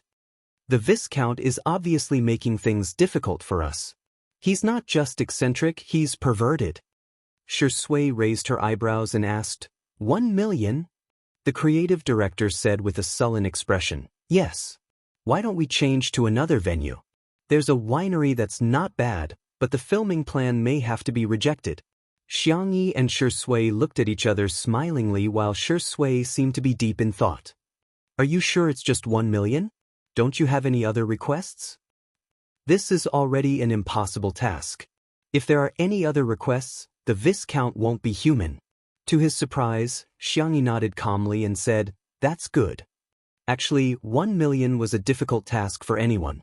Xianxia felt that she couldn't do it alone because she didn't seem to have many fans. However, she had Shui who had his own fans. He should be considered a cheat, right? Shui said, "Please help us prepare the equipment for the live stream." The creative director sighed and said, Okay. These 2 pitiful Asian beauties are probably going to suffer a huge blow." The live stream began. The creative director used his connections and asked a few of his friends to help forward the live stream so that the number of viewers in the live stream would not be 0. The current number of viewers in the Moon live stream was 579. This number might not be considered much in China, but it was considered a good figure in France. He did not forget to send the link to the live stream to the Viscount. 10 seconds later, a notification popped up on the phone. It was the Viscount who had sent a link to the live broadcast room using his account. Not long after, the number of viewers jumped to 3,804. Creative Variety show called it unbelievable. Lord Viscount was indeed a famous gourmet. This rallying power was truly amazing. Sure Sway, I'll post something on Weibo. Xianxia, then I'll forward it. Typing is too troublesome. Although the creative director did not understand what the two of them were talking about, he smiled bitterly when he saw the pitiful Sure Sway fiddling with her cell phone, followed by the pitiful Xianxia. He had heard that Chinese celebrities had a lot of fans, but he did not know how many fans these two could attract. 10,000? Or at most 20,000. The creative director closed his eyes, and when he opened them again, he was stunned. The number of viewers had actually become 205,864. Creative director? Was he seeing things? Or was he hallucinating? How could it have doubled to 200,000 in the blink of an eye? It took him half a minute to confirm that there were really 200,000 viewers. However, why didn't the number change at all? In the next second, the numbers that had been stuck for a long time were refreshed. The long string of numbers blinded the creative director. Current number of viewers, 5976531. Chapter 265. More than 5 million viewers? Almost 6 million? How is this possible? One had to know that Country F's Top Awards banquet only had about 10 million viewers.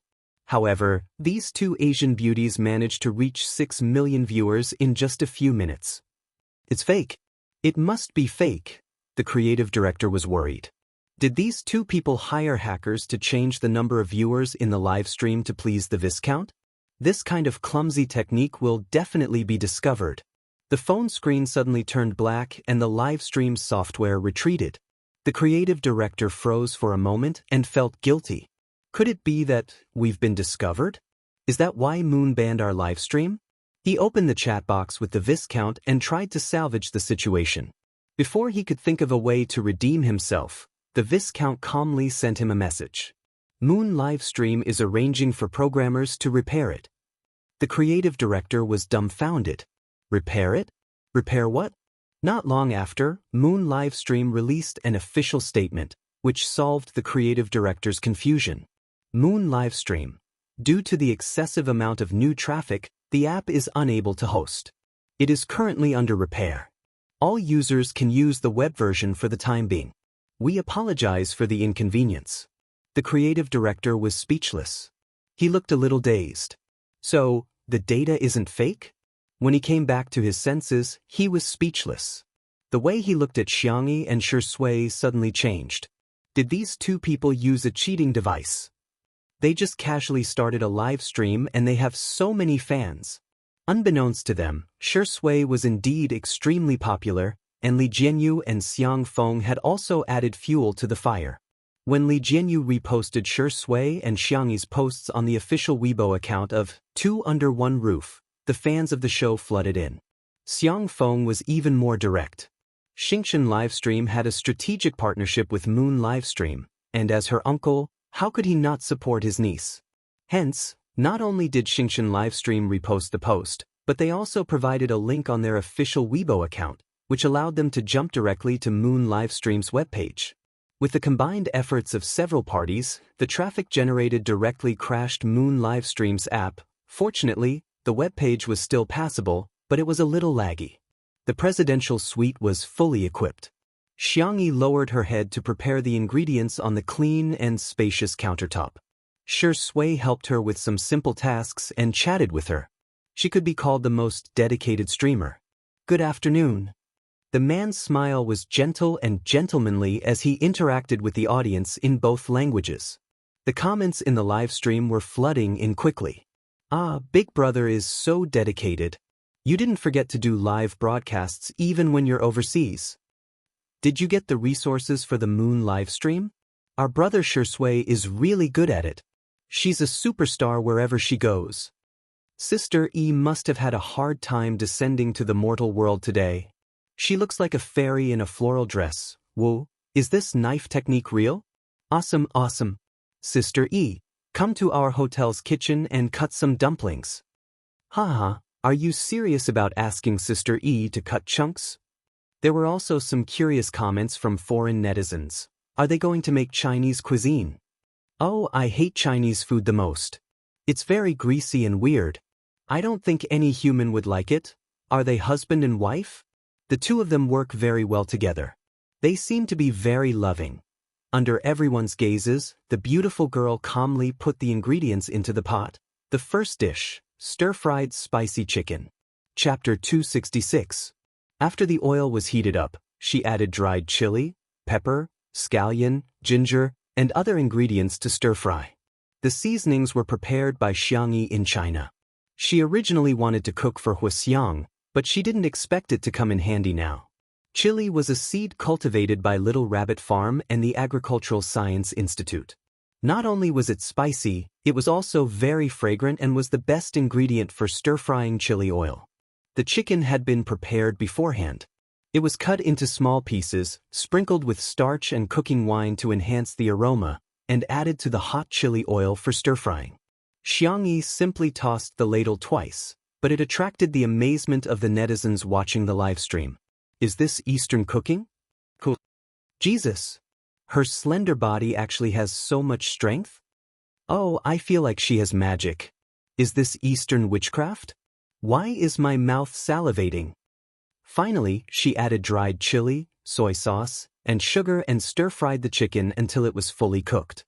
The Viscount arrived at the hotel. Every time a dish was prepared, someone would deliver it to his table as quickly as possible.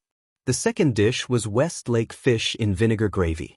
Since there was no grass carp, Xianxia used a codfish that weighed about a caddy and a half. Westlake fish in vinegar gravy had extremely strict fire control requirements, and even professional chefs would fail sometimes. However, Xianxia's expression was very calm, and it only took her a few minutes to cook the fish just right. The essence of this dish was the sweet and sour sauce, which was made with fish soup, white sugar, rice vinegar, soy sauce, and starch. It was then slowly poured over the fish and sprinkled with ginger for decoration. The third dish was wensi tofu. Shredded shiitake mushrooms, winter bamboo shoots, and shredded ham were stewed in chicken soup. After boiling, the tofu that had been cut into fine shreds was added. It was a great test of knife skills. The fifth dish, Xianxia was extremely fast at cooking, and she was able to prepare the best 2 or 3 dishes at the same time. The netizens were shocked at first, but later on, they went crazy. Ah, I'm so hungry, Sister E, stop. I've already gained a few pounds. Why did Xianxia cook so many dishes today? The child in front of the screen is about to cry. Today's live stream smells so good. It's so good. Sister Yi's cooking skills are amazing. Before watching the live stream, I'm not eating, I'm not hungry, I'm on a diet, I have no desire for food. After watching the live stream, F***CK. I'll open the dirty little software now. I've already made a bowl of instant noodles. The earlier you eat, the earlier you enjoy, got it? As for the overseas netizens, they were deeply shocked by the Oriental cuisine. It turned out that there were so many cooking methods. It turned out that ingredients could be used in such a way. It turned out that Oriental cuisine was so elegant and exquisite. Why does every dish look so delicious? Mysterious Oriental girl. Amazing Oriental cuisine. Did I eat fake Chinese cuisine before? It's completely different from what little elves do. Honey, are you willing to make me a dish? I'm willing to give up everything. When the girl lifted the lid of the last dish, steam rose from the casserole as a classic Chinese dish was simmering in the casserole. Buddha jumps over the wall. Abalone, sea cucumber, pork tendons, scallops, cuttlefish, and other sumptuous ingredients were gathered in a pot and simmered with stock and aged wine. The soup base was moist and thick but not greasy. The ingredients were soft, tender, and warm. Through the screen, the rich aroma seemed to be wafting towards them and going straight to their hearts. Gulp. At this moment, regardless of country or region, countless faces in front of the screen stared at the screen with their eyes wide open. Chapter 267. The Buddha jumps over the wall was served to the Viscount. At this moment, The number of viewers in the live stream had reached an astonishing 9 million. Okay, that's all for today's dishes. Xianxia was about to take off her apron when she realized that the creative director and the staff were almost drooling. There was no other reason. It smelled so good. It smelled so good. Unlike the netizens who were watching the live stream, they had been overwhelmed by the visual and aroma of the dishes from beginning to end. What was crueler than seeing something but not being able to eat it was seeing and smelling it but not being able to eat it. Xianxia understood and said, "Wait a minute, I'll make something for everyone to eat." There were plenty of ingredients and Xianxia worked quickly. In the blink of an eye, she had already prepared several dishes and handmade noodles. After cooking them, she topped them with braised beef and vegetables. It was a simple yet appetizing meal. In the live stream, Master X's braised beef noodles come out and take a beating. Look at how much meat is in Sister Yi's bowl. I want to eat the main dish just now, and now I want to eat the home-cooked dishes too. She's indeed the god of cookery. Oh my god. I think I've really been bewitched. I've already eaten 2 hamburgers, 3 pieces of cheese, and a plate of macaroni, but I still feel hungry. By the way, there's also this. Xianxia took out the milk pudding that she had prepared beforehand from the fridge. After refrigeration, it had solidified and the pale yellow pudding was sparkling with a thin layer of caramel. She cut some strawberries and mangoes to decorate it and handed them to Swordplay with a smile. Here, this is the half-sugar version. It's not very sweet. You can have 2. Swordplay's thin lips curled up slightly and he stared at her with his deep eyes. He said in a drawl, "Thank you for your hard work, Sister E." The live stream came to an abrupt end, but the fans who stayed in the live stream were exhilarated. Sweets. They're giving out sweets. I'm on the verge of death. It's so untimely and sweet. She remembers his taste. He only has eyes for her. I can't take it anymore. Medic, come and save me. Give me an injection of insulin. The foreign netizens who were unfamiliar with the couple accidentally misunderstood. Wow, what a blissful couple. Xianxia distributed the rest of the pudding. After taking 2 bites, the creative director noticed that there was no more pudding left. He said apologetically, "Alice, didn't you save one for yourself?" Alice was Xianxia's English name. Xianxia said, "It's okay. I can make more if I want." The creative director gritted his teeth and made up his mind. Enduring the pain, he said, "In that case, I can share a side with you. I haven't eaten anything here yet, I have more here." Xianxia turned around and saw Swordplay handing her a pudding and holding another one in her hand. Xianxia was curious. "Why aren't you eating? Have you lost your appetite?" Swordplay said slowly, "I'll wait for you to eat together." As a chef, she was often the last to eat. The feeling of someone waiting for him, and it was pretty good. The little girl lowered her eyes and the corners of her mouth curled up slightly. In the presidential suite next door. Time turned back. Viscount Albert Howard was enjoying the live stream that was projected on the wall while chatting with his good friend opposite him. "Chen, is this your sister?" The man opposite him was dressed in a tailored black suit with his hair combed back. The moment they saw the outline of his face, the clamor of the mortal world instantly fell silent. It was as if snow had silently fallen from a distant mountain. Chapter 268. The man's facial features were handsome and deep-set, and his eyes were pure black. He exuded a sharp and ascetic aura. He glanced at the screen and said in an indifferent voice, "Yes." Gossiping was human nature, and Viscount Albert was no exception. She seems to have changed a lot compared to last year. It was as if she had become a different person. Viscount Albert had met Xianxia once last year. At that time, Xianxia had asked for help from his connections and visited the most famous psychiatrist and neurologist in Country F. At that time, Albert's impression of Xianxia was quite bad. She's a vain, arrogant, and rude silly girl. However, it seemed that she was doing quite well today. After watching the edited video of Two Under One Roof, he originally wanted to make things difficult for her, but he did not expect her to easily achieve the condition of 1 million viewers. "I just don't know how the dishes taste." While they were talking, the first dish was served. "Chili." Albert frowned. He was used to having refreshing food as an appetizer, so when he saw the spicy chicken filled with red dried chili, he instinctively felt a little conflicted.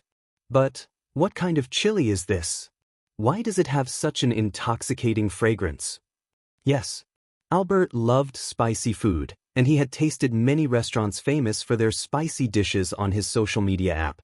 This plate of stir-fried spicy chicken was golden yellow in color, and with the addition of red chili and white sesame seeds as embellishments, the spicy and fragrant aroma went straight to his nose.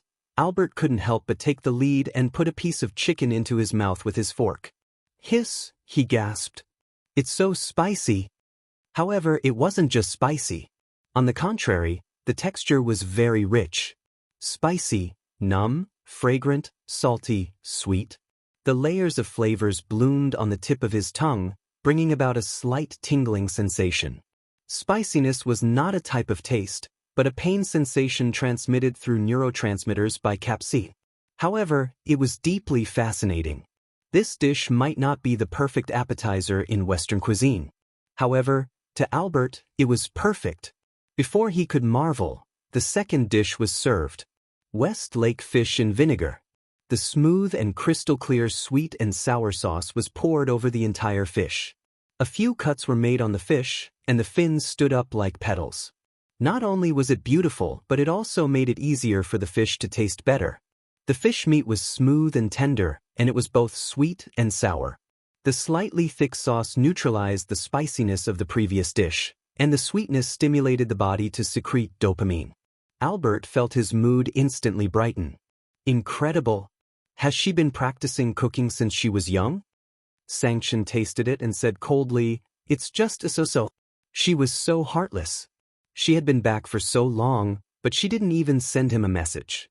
Instead, she kept calling him Big Brother and coaxing the other brats. Albert was confused. Everyone said that he had a picky taste, but he felt that Chen's tongue was the pickiest in the world. Following that was Wensi tofu, which was as thin as a strand of hair. It was a combination of bean products, winter bamboo shoots, shiitake mushrooms, ham, and other ingredients.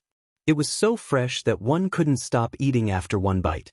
After that, there was the translucent red dongpa meat that was soft but not mushy, the light and refreshing assorted vegetables, the roasted pigeon that exuded a tempting amount of oil, the fragrant and tender dinghu vegetables.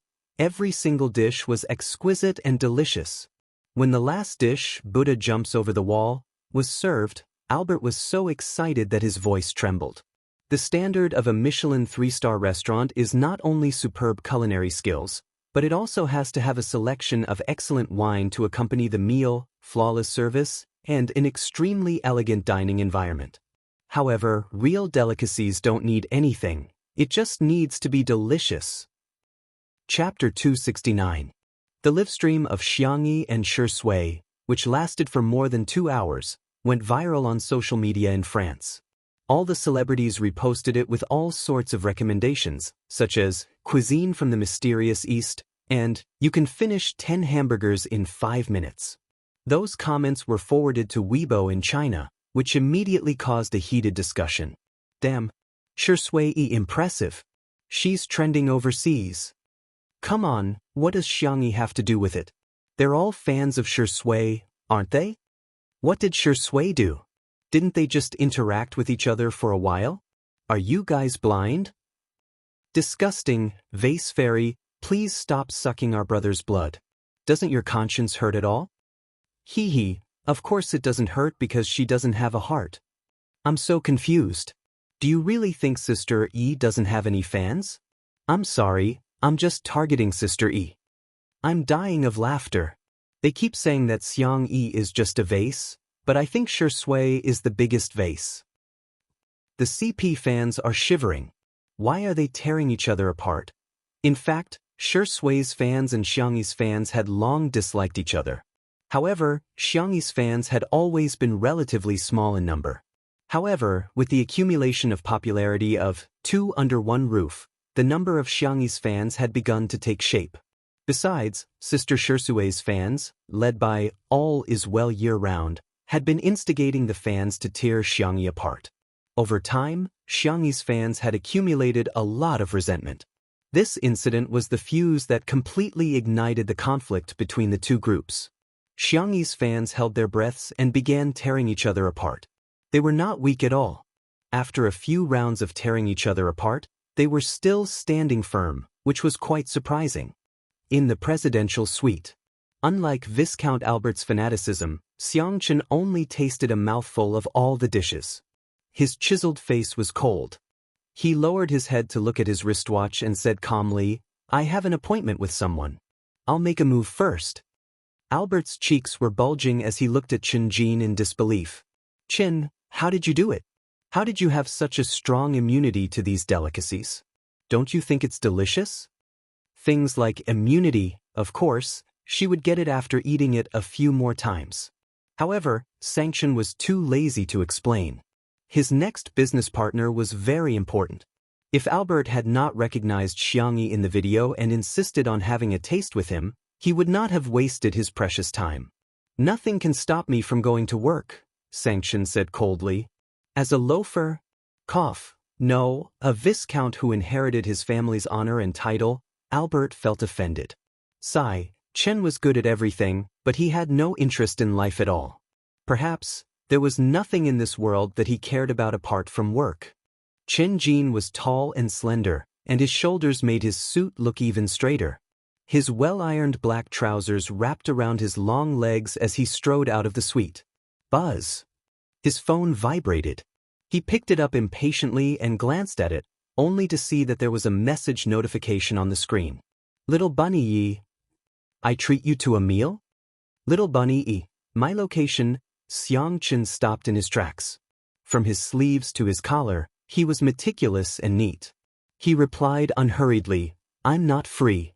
Ha, she didn't even call him brother. She's really grown up. Chapter 270. Next door. Xianxia hesitated for a long time. She went from selecting emojis to typing and sending them out. After that, she hid her phone in the corner of the sofa and covered it with a pillow. Then, she ran to the side and tugged at the corner of her clothes. Shui was amused by her behavior and teased, "Sister E, what are you doing?" Xianxia said calmly, "Nothing, just exercising." It was as if she wasn't the one who was tugging at the corner of her clothes. Shui said, "Your phone is vibrating." "Really?" Xianxia walked to the side of the sofa and stopped. She carefully and hesitantly lifted the corner of the pillow. When she saw the notification on the screen that read, "You have received a message from Big Brother," her heart suddenly tightened and thumped wildly. She swore that she had never been so nervous before. "You don't dare to read it?" Shui said with a half-smile. "How about I help you read it?" Xianxia asked. "How much do you charge?" "I'll pay you on credit." The girl hesitated. Shui picked up her phone and said, "Why don't you read it yourself?" Xianxia took a few steps back and said, "I promise." A certain black-bellied actor who had succeeded in getting his way narrowed his eyes and glanced at the message in the chat box. The corners of his mouth lifted slightly. "Tiske, another arrogant guy." "What did he say?" Xianxia asked nervously. "He said he's busy." "I see." For some reason, she didn't dare to read the message. However, with Shui reading it out for her, she didn't feel so scared anymore. Unexpectedly, Shui changed the topic and said lazily, "However, he said that he's short of in-flight meals on the way back to China." Xianxia was speechless. The girl's eyes lit up. "I can cook. Help me reply to him." Reading messages is one type of fee, replying to messages is another type of fee. "Xianxia, are you sure you want to upgrade the service?" His upturned peach blossom eyes were smiling as he stared at the nervous girl. Xianxia nodded and said, "Yes, I can." The next second, Shui pressed down on the voice message. The sleeves of her sweater slid down, revealing a clear section of her wrist bones. Light blue veins protruded from her skin, making her look both aesthetic and sexy. "Big brother, I will tell Sister E. Good luck with your work." Xianxia blinked her long eyelashes, vaguely feeling that something was not quite right. She hesitated for a moment before asking softly, "Why are you calling him brother?" "You're even more familiar with it than me," Shui said innocently. "Xianxia is a few months older than me. Isn't it natural for me to call him brother?" What he said made sense. In China, just as the Swordplay sisters and Xianxia's fans were tearing into each other, a famous food critic posted on Weibo, Yijiushi Idiao. Recently, I've been following the trend and learning some of the words you young people use. I don't know if I'm using it correctly, but I'll just take it as a joke. First of all, I'll let you know that I'm an uncle fan of the god of cookery at Xianxia. I wanted to use uncle fan, but it sounded like I was scolding her, so I gave up. I haven't watched all the live streams of Two Under One Roof, but I've watched every meal that Xianxia cooks. Everyone probably cares more about her face and her interactions with other men. But what I want to say is that her culinary skills have been greatly underestimated. This series of dishes that she cooks can completely represent the top level of Chinese cuisine. If one were to use a short comment to describe the live stream overseas this time, it would be frowny face going to the startling feast of the human realm to see the beauty of delicious food. Chapter 271. This reviewer's writing style was beautiful, and he was especially good at praising others. He had accumulated a lot of fans. As soon as this Weibo post was posted, Xianxia's fans were elated. They liked it, shared it, and commented on it, increasing its popularity. Most of the Swordplay sisters were still very rational, but a small number of extreme girlfriend and wife fans began to diss her in a sarcastic manner. Reported, "Hee, I'll send you on your way, this is hilarious. Why would anyone believe such an obvious advertisement? How much money did you take from the vase fairy to be her bootlicker? Make a group of ghostwriters, we can all earn money together. What's the matter? Don't you have anything else to brag about? Come brag about your cooking skills. What's so great about being able to cook? I really don't know what's there to brag about." Eating and drinking probably didn't expect to be attacked as he typed a few question marks in the comments section. The onlookers immediately stepped in. Yo, he's anxious. Dumb people have dumb luck, but dumb people don't. Is there really someone who's a fan of the vase fairy? No way. Just as eating and drinking's Weibo comment section was about to collapse, a certain online celebrity chef reposted his Weibo post frowny face you eat kai wa choi kai vi. From the perspective of a chef, I really admire this little girl. The first dish, stir-fried spicy chicken, was a classic Sichuan dish. The balance of spiciness and fragrance was a big problem. The second dish, West Lake fish in vinegar, was another hurdle to control the heat. The third dish, Wensi tofu, was a test of knife skills that could dissuade countless amateur chefs. It could be said that every dish displayed at least one kind of top-notch cooking difficulty. Just the most common cooking method of stir-frying, just the tossing of the ladle, the control of the heat, and the seasoning were enough for a normal chef to ponder over for several years, not to mention the aesthetics of the plate, the combination of ingredients, the innovation of the recipe, and so on. The layman enjoyed the show, while the expert appreciated the skill. This little girl's cooking skills were not only top-notch, but among her peers, she was the highest ceiling that could be reached. Xianxia's fans, well said. Plus drumsticks. Swordplay sisters. Why is there another whitewashing? How annoying. Until the official Weibo account of Wuxia Gourmet Weekly posted a highly rated post, Wuxia Gourmet Annual Magazine v. He is skillful and ingenious, presenting the Wuxia cuisine of frying, cooking, braising, stewing, and roasting. He is young and promising, promoting the traditional Wuxia cuisine culture. He is neither servile nor overbearing, showing an elegant demeanor that is as tranquil as water. Alike for our god of cooking, Xianxia. At first, there were people who mocked him.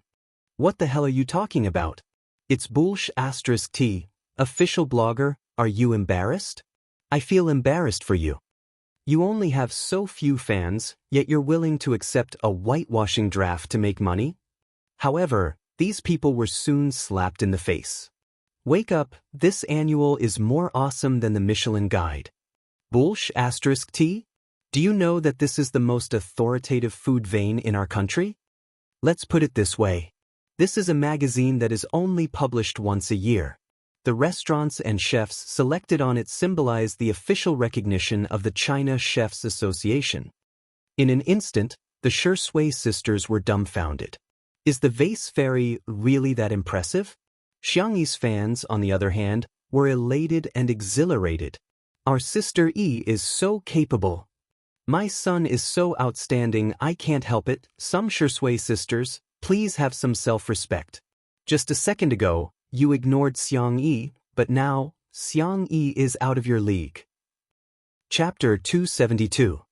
With the official stamp of approval, the Shui sisters couldn't criticize her even if they wanted to. Instead, they were ridiculed by passers-by. Some fans were jumping up and down in anger, while others suddenly came to their senses. Why are there so many people praising the vase fairy? Come to think of it, it seemed that, probably, this woman was quite outstanding. Many people turned from anti-fans to fans, and some even turned from anti-fans to fans of the couple on the spot. Country F, that's great. Viscount Albert has agreed to let us use the castle for the shoot. The creative director screamed excitedly. Shui smiled and said, "Thank you for your hard work."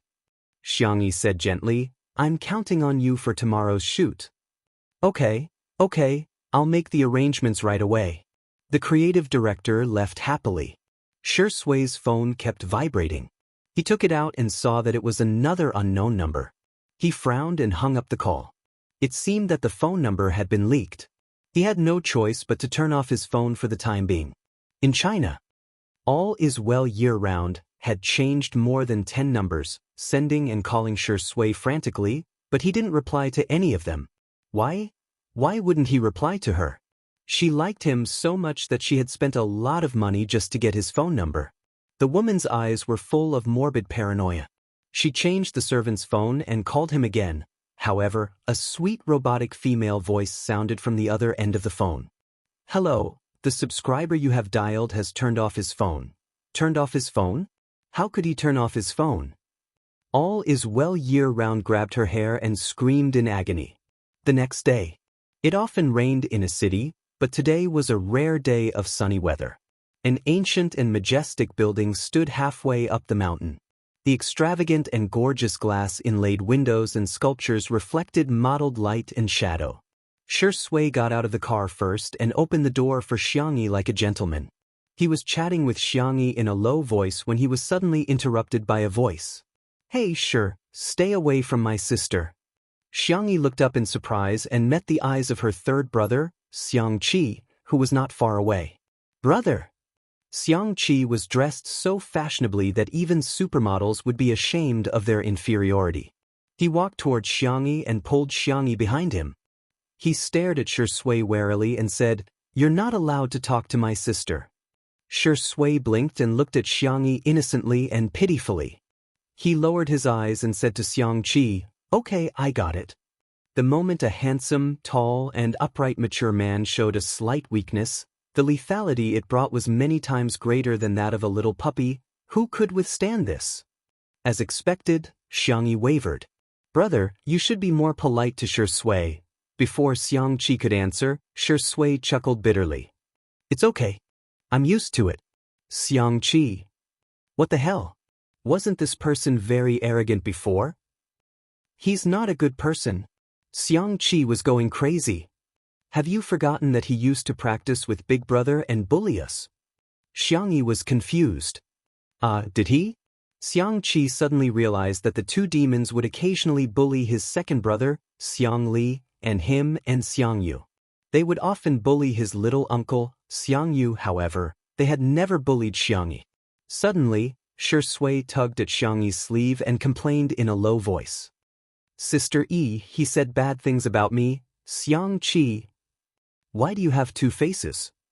Chapter 273. However, Xianxia felt that his sister wouldn't fall into such a simple trap. His gaze toward Shui was full of provocation. Naive. Do you think my sister will believe you? Unexpectedly, brother, Shui is a very nice person. You should get along well with him, okay? The girl looked up at him with clear and calm eyes, and her tone was quite sincere. Xianxia was speechless. Can't you tell that he's pretending? Xianxia was going crazy and pushed Shui. If you don't believe me, you can see. When he was young, he had provoked Shui and was beaten to the point where he had to climb up a tree to escape, crying his eyes out. However, this time, Shui stumbled, and staggered backward before barely regaining his balance. He pursed his thin lips and looked even more aggrieved. Sister E, look, he even pushed me, brother. The girl looked fierce. How could you do that? Xianxia was speechless. Didn't I just King push you a little bit? Do you have to be so weak? Shui blinked with an innocent look on his face. Xianxia was so angry that he lost the ability to organize his words. The men's makeup and hair were done quickly, so they filmed Shui's solo scenes first. Xianxia was in the dressing room when she vaguely heard screams coming from outside. Xianxia, who was holding a needle and thread and making the final edits to his sister's dress, sneered. He's a womanizer who attracts bees and butterflies. He's not a decent man. Xianxia said. Brother, you're biased against Shui. Xianxia glared at her. Aren't you the one who thinks he's born with a seductive face? I think he's the reincarnation of a male vixen. In short, in the eyes of Xianxia, the current Shui could be equated with a dog man. He's not a vixen. Xianxia defended Shui in a low voice. After Xianxia was done, she was stunned by Shui's beauty at first sight. The shooting was in progress. The long table covered with a white tablecloth was filled with sumptuous food. The candles on the gorgeous candlesticks were burning, and the dim lighting cast a heavy and depressing atmosphere. However, it couldn't hide the man's presence at the end of the long table. Shui was dressed in a retro black suit, and his tie was meticulously tied. The man's skin was cold and pale, and his eyebrows and eyes were even more profound after the light makeup. There was a small red rose drawn under the end of his right eye, adding a touch of seductive charm. His performance in the camera was superb. It was like a vivid movie that pulled people into the story. From being a serious gentleman, to the casual devilishness he exuded when he loosened his tie with one hand, to taking out a rose from the vase and casually biting off the petals one by one. His pale thin lips were stained with pink juice, a strong impact hit them in the face. The photographer's hand didn't stop pressing the shutter, and he kept taking pictures. Amazing! It was incredible! This was the most outstanding Asian man he had photographed in all these years. However, when Shui inadvertently saw Xianxia in the corner, his expression suddenly changed. The frivolous and lazy vampire seemed to have fallen into the mortal world at this moment. His gaze was as gentle as the wind rustling the cherry trees in March. He seemed to have realized that he had lost his composure. He lowered his head slightly and looked down, but the corners of his lips unconsciously curled up. Xianxia, third brother seemed to be right, Shui was quite a vixen. Chapter 274. The cameraman managed to capture the scene in time. The creative director's mind was full of inspiration and he began discussing with the cameraman in a bid to enrich the shooting plan this time. Filming was paused. Shui got up and strode toward Xianxia. Screams were heard everywhere she went, regardless of whether it was a man or a woman. Xiangyi's face was calm, at least on the surface. The young girl praised sincerely, "You're very handsome today." Pushed, "Thank you, Sister E." There were two voices, one from the jealous Xianxia and the other from the smiling Shui. Xianxia removed his sunglasses and wanted to diss Shui. However, even with his experience as a top designer, he found that Shui's outfit was impeccable. He gritted his teeth and said, "She's all right. She looks decent." Shui would automatically turn on her hearing whenever Xianxia was around. She completely ignored Xianxi's words and fixed her gaze on Xianxia. She chuckled seductively and said, "Sister E, it must have been hard on you for descending to the mortal world today." In order to accentuate the contrast, Xianxi's dress was not only gorgeous, but it was also a bright creamy yellow color with white lace elements. Every lace was sewn on by Xianxia himself, making it look even more beautiful than the princess dresses in cartoons. The retro square-neck dress accentuated her slender waist and exquisite collarbone. Her makeup was clean and clear, and the color of her lip gloss complemented the rose at the end of Shui's eyes. She was full of vitality and elegance. Xianxia humphed and exclaimed, "You don't have to praise my sister too." Xianxia responded with a smile, as if there was nothing unusual about her. However, her heart suddenly skipped a beat.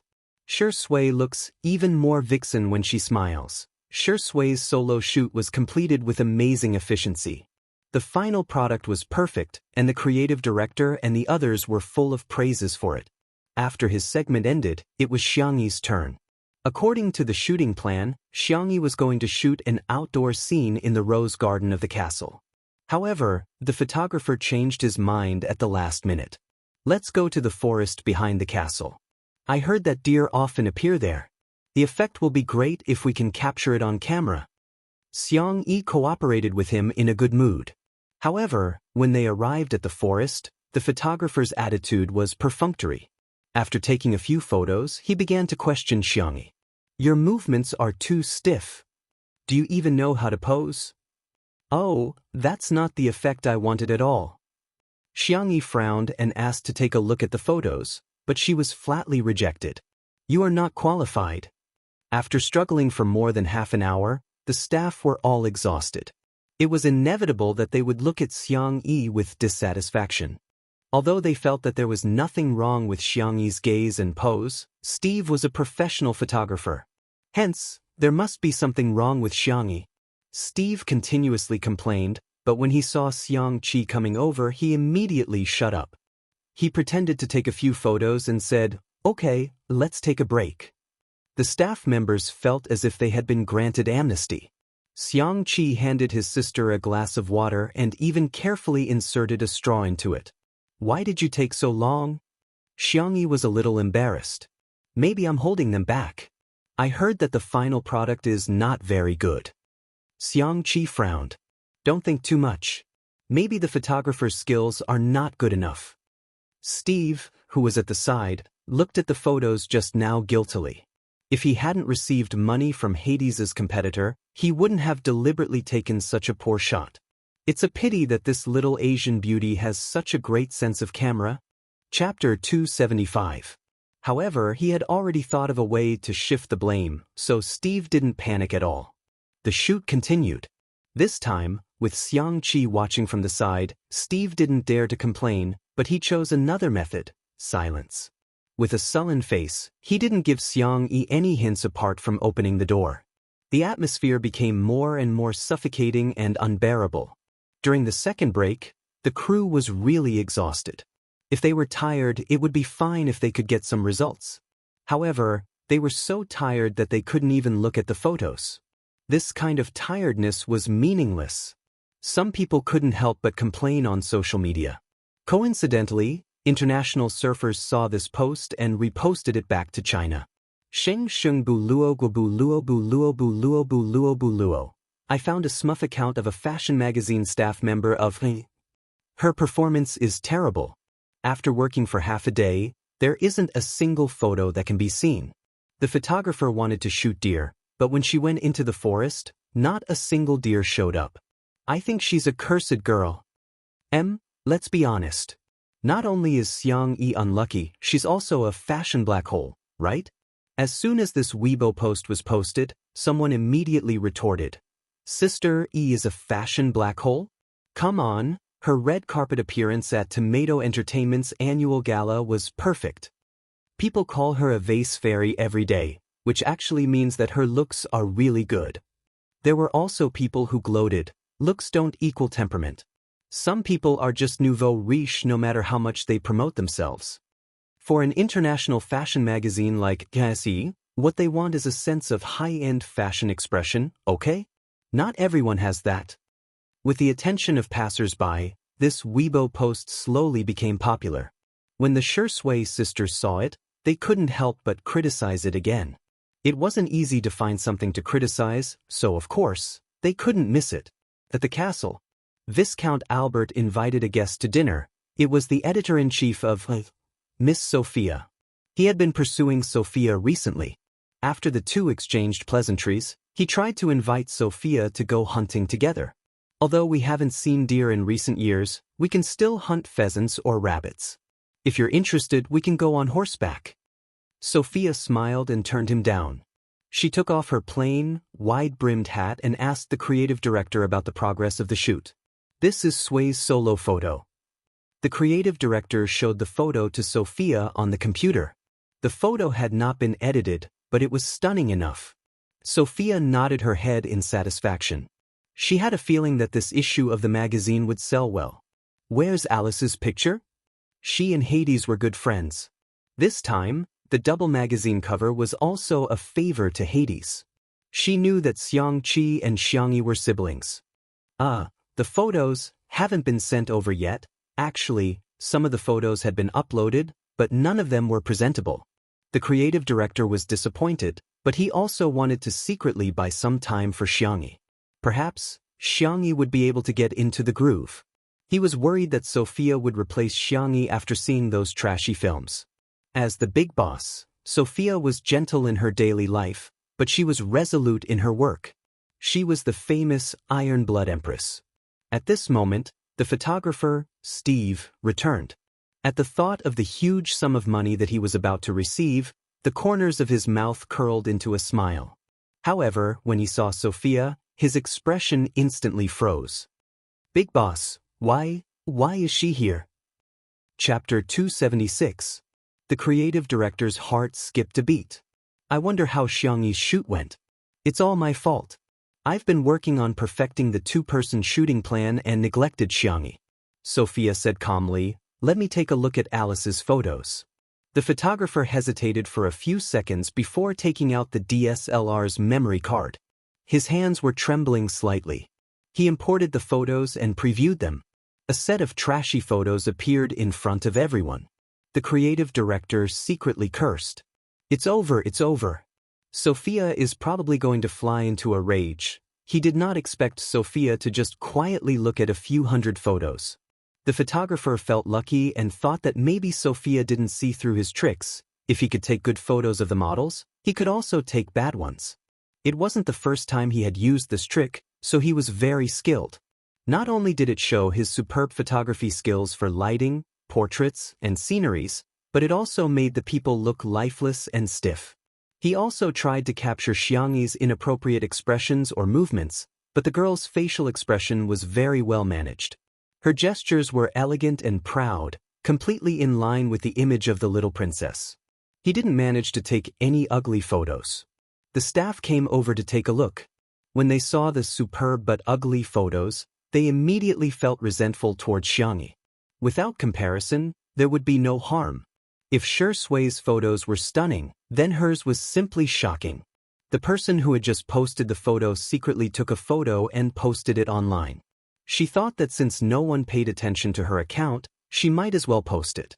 However, what she didn't know was that she was being watched by Chinese netizens. As soon as the photo was posted, it was immediately shared on Weibo and forums. This time, there were photos as proof, and ridicule immediately arose. Isn't this the standard of the wedding photos downstairs? What a waste of such a beautiful dress and such an awesome photographer. Why call her vase fairy? Just call her a country bumpkin. Calling her a country bumpkin is an insult to the word country bumpkin. Haha, this is probably what happens when there are no artisans. I think the vase fairy will be banned from the fashion industry after this issue of the magazine. Sophia clicked the mouse lightly, and the photo returned to the first one. This meant that she had seen everything once. The photographer saw that there was no change in her expression and secretly breathed a sigh of relief. It seemed that the big boss did not suspect him. The creative director, on the other hand, looked like he was about to cry. He felt that Sophia was going to replace Xianxia the moment she opened her mouth. Under everyone's eager gazes, Sophia spoke at a moderate pace. Did you take all these photos? Yes, ma'am. Sophia nodded slightly. Very good, Mr. Steve, right? I hereby announce that you are fired from our magazine. Yes, ma'am. He was stunned. The others were also dumbfounded. Re-fired? Why? This isn't fair. I demand that you give me a reasonable explanation. Steve panicked. This job had a stable income and a good reputation in the industry. If he was fired, how could he survive in the industry in the future? Sophia opened the dual window mode and compared the photos of Shui and Xianxia together. She then said professionally and calmly, "You have superb photography skills, but you're not a good photographer." Chapter 277. Being a photographer is a profession that naturally pursues beauty. This is also the founding philosophy of our magazine, to discover the beauty of different styles. You have the eyes to discover beauty, and you also have the skills to record beauty. This can be seen from Sway's photos. But Sophia changed the topic, and her light blue eyes moved to Steve. The latter subconsciously avoided her gaze, not daring to look into her eyes. However, Alice's photo disappointed me. Please note that it is the photos that disappointed me. You showed extraordinary skills, but you lost the pursuit of beauty and the purity of your soul. Mr. Steve, I think you should understand what I mean. Let's save some face for each other in social etiquette, okay? Her words hit the nail on the head, but they were tactful and appropriate. She pointed out the reason for firing Steve, but she did not expose his filth in public. Her iron-blooded professionalism and the gentleness unique to women formed a unique style. Steve's lips moved, trying to say something to save himself, but he could not say a word. His face was pale, and he lowered his head dejectedly. I understand, Madam Sophia. This turn of events was not expected by the staff at the scene. While they were still dumbfounded, Sophia had already started to arrange the work in an orderly manner. Linda, contact the photographer, Ryan. Please arrange for Sway and Alice to rest for a while. Prepare for the meeting. I want to see the complete shooting plan. Under her orders, the originally chaotic scene was restored to order. Like a precise and efficient machine, it resumed its operation. Viscount Albert looked at this scene with infatuation. Oh God, this woman is too charming. Xianxia had nothing to do, so she got Viscount Albert's permission and went to the kitchen to make some snacks. The light yellow round pancake emitted a faint fragrance. Xianxia thought that it was his sister's biscuit, so he opened his mouth to eat it. However, he was stopped. This is deer biscuit made with rice bran and wheat flour. People might have diarrhea if they eat it. Xianxia's focus was obviously different from ordinary people. He blurted out, "Is it delicious?" Xianxia slowly typed a question mark. "Just don't eat it," she said. However, Xianxia didn't believe her. While she wasn't paying attention, he secretly bit off half a piece and chewed like a little hamster. Although the taste was a little bland, it was made by his younger sister. For a crazy siscon, this was the best food in the world. Ryan, the cameraman who saved the scene, arrived as soon as possible. Because of the change of cameraman, Sway's part also needed to be res-hot. But considering the problem of lighting, Xianxia was the first to be shot this time. Viscount Albert noticed Xianxia's deer biscuit and sighed. "You want to use this to lure the deer over? That's impossible. There hasn't been a deer around the castle for many years. The deer in the nearby forest was a rare and protected species. They had white spots on their bodies, and the horns of the male deer were especially beautiful. However, they were especially ferocious, and there were records of them attacking humans in the early years. Unfortunately, they were becoming rarer and rarer in recent years. Some experts speculated that the herd might be endangered or even extinct." Before he could finish his words, a pair of furry, pointy ears popped out from the dense forest. "Albert." Everyone held their breaths at the same time and stared in shock at the young deer that suddenly appeared. Chapter 278. The fawn's fur was very light, and it was dotted with white spots. Its limbs were slender and elegant. Perhaps it was because it was a female deer or because it was too small, it did not have antlers on its head. It only had two furry pointed ears, like an elf loved by the goddess of nature in the forest. At that moment, its round deer eyes were fixed on the deer biscuit in Xianxia's hand. An unbelievable guess surfaced in everyone's minds. Could it be that this fawn had appeared just for a bite of food? Xianxia blinked, lifted her skirt, and walked toward the fawn. Viscount Albert reminded her softly, "Be careful. This breed of deer is very ferocious." The next second, the fawn ran to Xianxia and bit the deer biscuit in her hand. In the silent surroundings, the sound of the fawn chewing was particularly clear. As the fawn ate, it took the initiative to rub against Xianxia's palm. Xianxia was slightly stunned. Then, she laughed and gently rubbed its little head. The fawn closed its eyes comfortably, as if it had reached the peak of its life. Everyone was speechless.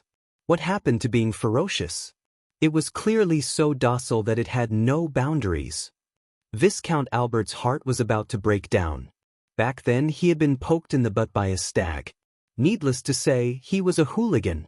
Could it be that this little brat was more obedient? Ryan took a few photos, but the angle was not ideal.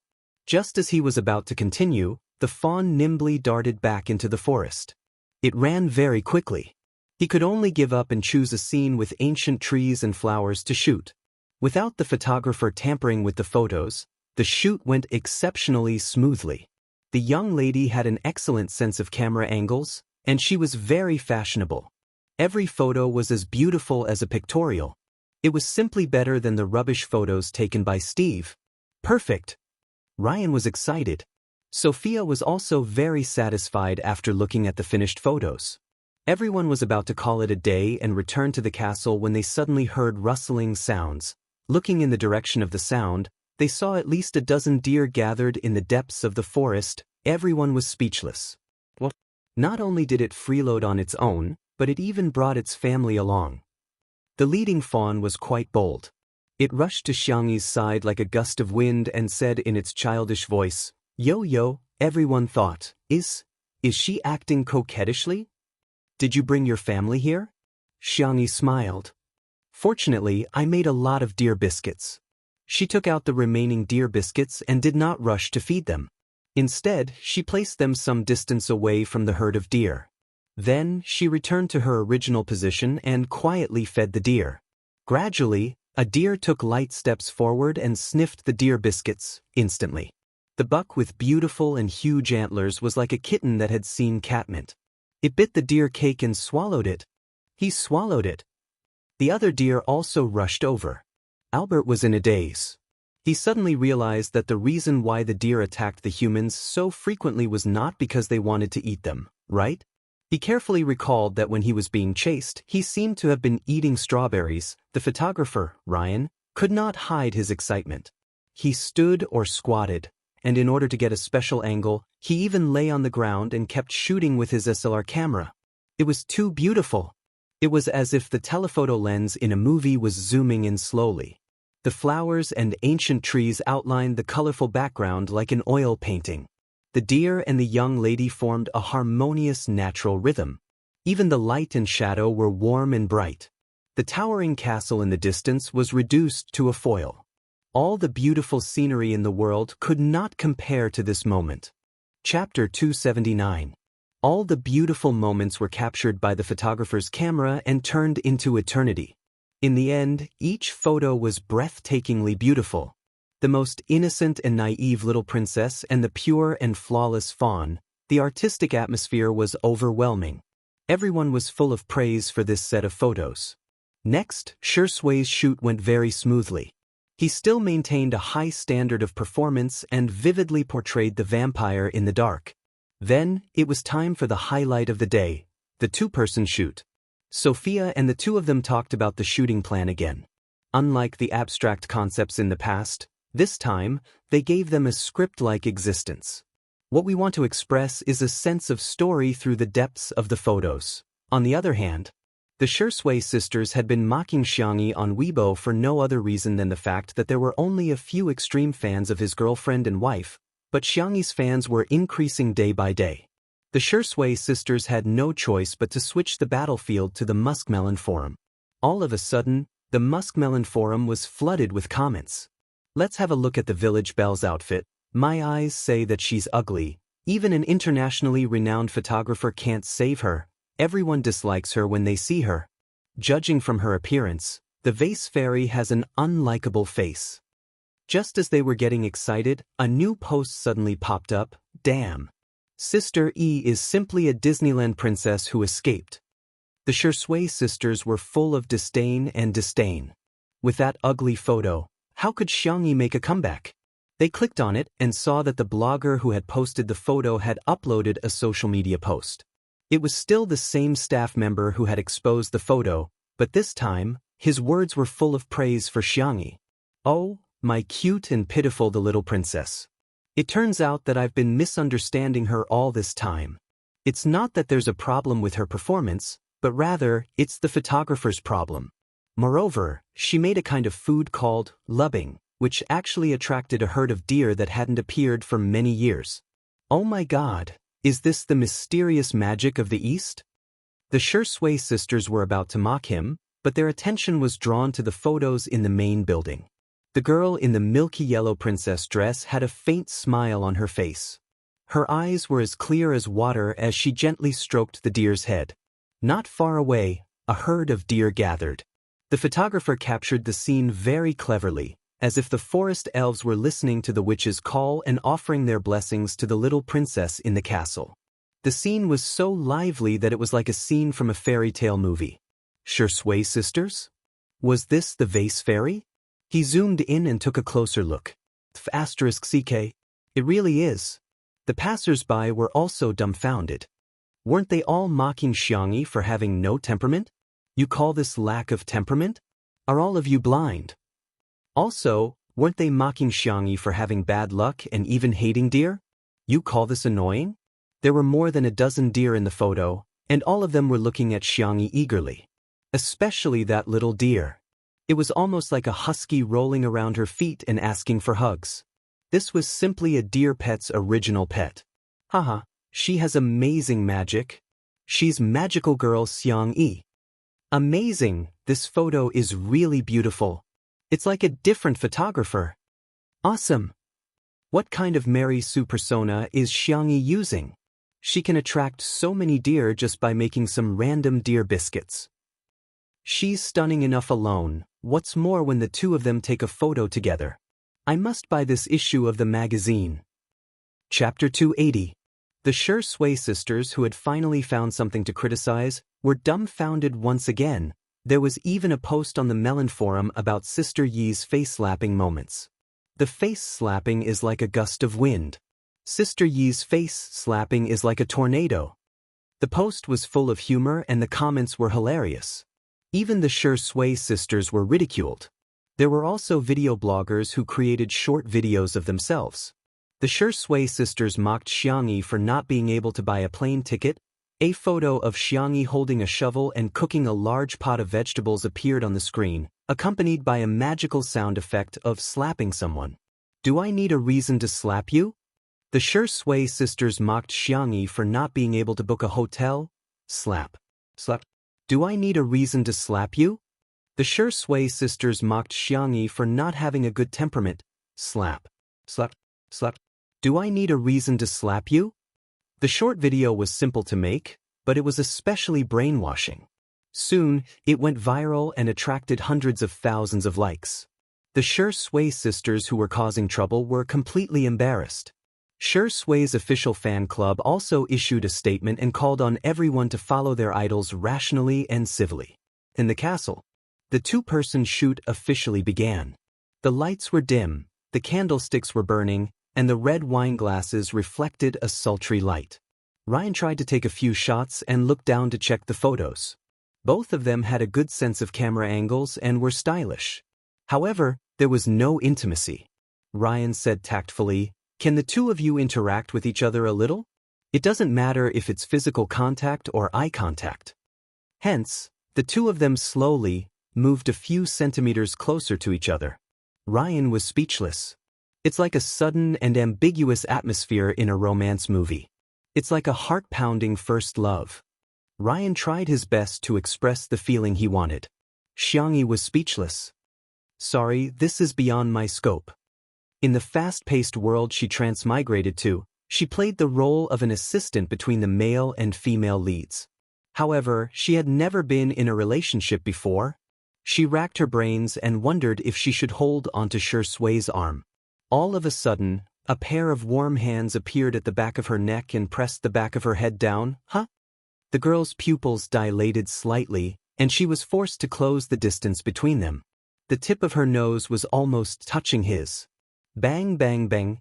Caught off guard, their eyes met, and their heartbeats suddenly accelerated. The sound of Ryan pressing the shutter rang out. Very good. Perfect. In the viewfinder, the vampire was teasing the clean and gentle little princess in his arms like he was teasing his prey. The girl's panic and the man's carelessness caused a chemical reaction to appear all of a sudden. It was the kind of sweetness that made people blush and their hearts race. Next, it's the feeling of being in love.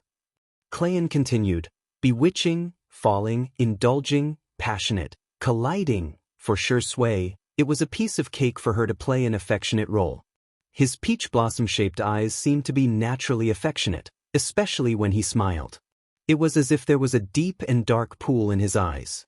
He smirked and was thinking about how to bring Xianxia into the role when she suddenly grabbed his tie and tugged it down forcefully. The man leaned forward cooperatively and glanced at the girl in front of him with a smirk, as if her trick had no effect on him. In the next second, the girl gently touched his protruding Adam's apple with her other hand and then moved her fingers all the way down. Wherever her fingertips touched, it was as if little flowers of electricity had bloomed. The gaze in Shui's eyes changed instantly. Chapter 281. His Adam's apple instinctively moved twice in a sensual manner. However, the initiator of it all still remained calm and raised her eyebrows at him. She seemed to be provoking and seducing him. Shui's dark eyes were covered with a layer of gloomy and obscure light. He licked the corners of his lips and the smile in his eyes spread wide, making him look extremely bewitching and devilish. Xianxia was speechless. She was just imitating a girl who was particularly good at seduction in the transmigration world. I seem to have gone a little overboard. Shui, don't smile like that, I really can't take it. Ryan exclaimed in awe. The sound of the shutter clicking filled the air and only stopped after a long time. The photos were synchronized to the computer at the side, and Sophia immediately took a liking to a certain photo. She held her breath. Although she had seen a lot, she was still amazed by the beautiful scenery today. If nothing went wrong, that photo would be the cover of this issue. The shoot was paused and the makeup artist stepped forward to touch up Xianxia's makeup. Xianxia also came over to help her tidy up her skirt. Looking at his sister, he asked, "When did you learn to do all that nonsense?" Xianxia feigned ignorance and asked, "Huh? Shall we have seafood and tomato pasta tonight?" Xianxia subconsciously wanted to agree, but he changed his mind in time. Gritting his teeth, he exclaimed, "I'll settle the score with you after the shoot." On the other hand, Shui was drinking water calmly, as if everything that happened just now did not affect him at all. However, his habitual action of reaching for his cigarette box betrayed his thoughts. Shui had never felt so terrible about quitting smoking. He felt like he desperately needed something to calm himself down.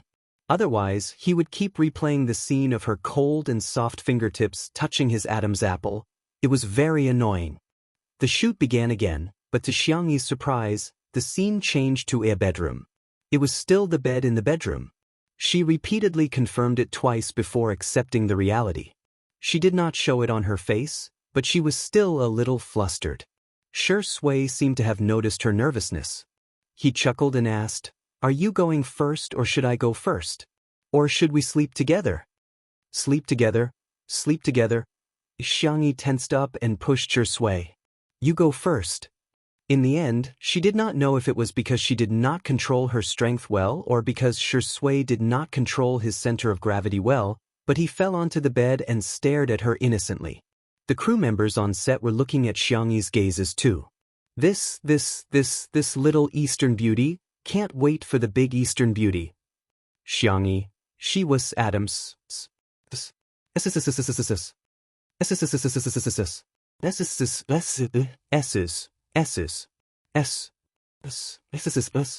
Shui did not say anything.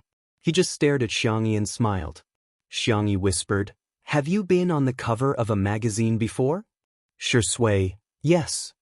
Xianxia, "No wonder you're so good at acting." The man raised his eyebrows. At such a close distance, there was an uncontrollable ambiguity fermenting in the air, diffusing and dispersing in the air. He seemed to be gently wrapping his arms around the girl's waist, but in fact he was full of strong possessiveness. He whispered in her ear, "I've never interacted with anyone before. Our sister E is the first." Chapter 282. Shui seemed to have said something, but Xianxia's mind was blank and she didn't hear it clearly. She only remembered that his breath was hot. Unbeknownst to her, this scene was extremely beautiful in the viewfinder of Ryan's camera. The little princess, who was in love, was confused and helpless. Her eyes were blank. The vampire, who had finally succeeded, had a strong sense of aggression and danger in his eyes. She was in a mess but obsessed. She was drowning but unwilling to struggle. Redemption? Sorry, there's no need. Please follow me and fall into darkness together. The last set of scenes was full of symbolic meaning. The little princess was standing by the window. Behind her was the vampire who was holding her waist and restraining her. The man's lips were only half an inch away from her fair neck, but he hesitated and didn't bite down. The next second, the little princess raised her hand and closed the window. The last trace of light in the castle disappeared. Everything was shrouded in darkness, as if time had been sealed and the past had been locked. However, in the retro-carved mirror, there was a reflection of their interlocked hands. Okay, that's it. Ryan announced the end of the shoot. Only then did the crew wake up from their daze. It turned out that they had unknowingly been substituted into the story. This story wasn't exactly a fairy tale love story. On the contrary, it was a little dark, but it was more shocking and memorable. Ryan and the others went to watch the film. Xianxia stood rooted to the ground and didn't come back to her senses. It wasn't until Shui flicked her forehead that Xianxia looked up slowly. Shui said calmly, "It's just a story." Xianxia. Yeah. She was just in a trance for a moment. Were the lives she saw when she was traveling through worlds real or illusory? Were they just insignificant stories? Xianxia. Shui suddenly called her full name. He didn't use his usual teasing tone. Instead, he said in a gentle and serious tone, "You are you, not someone else. Nothing can erase your existence." Existence. The girl subconsciously placed her palm on his chest.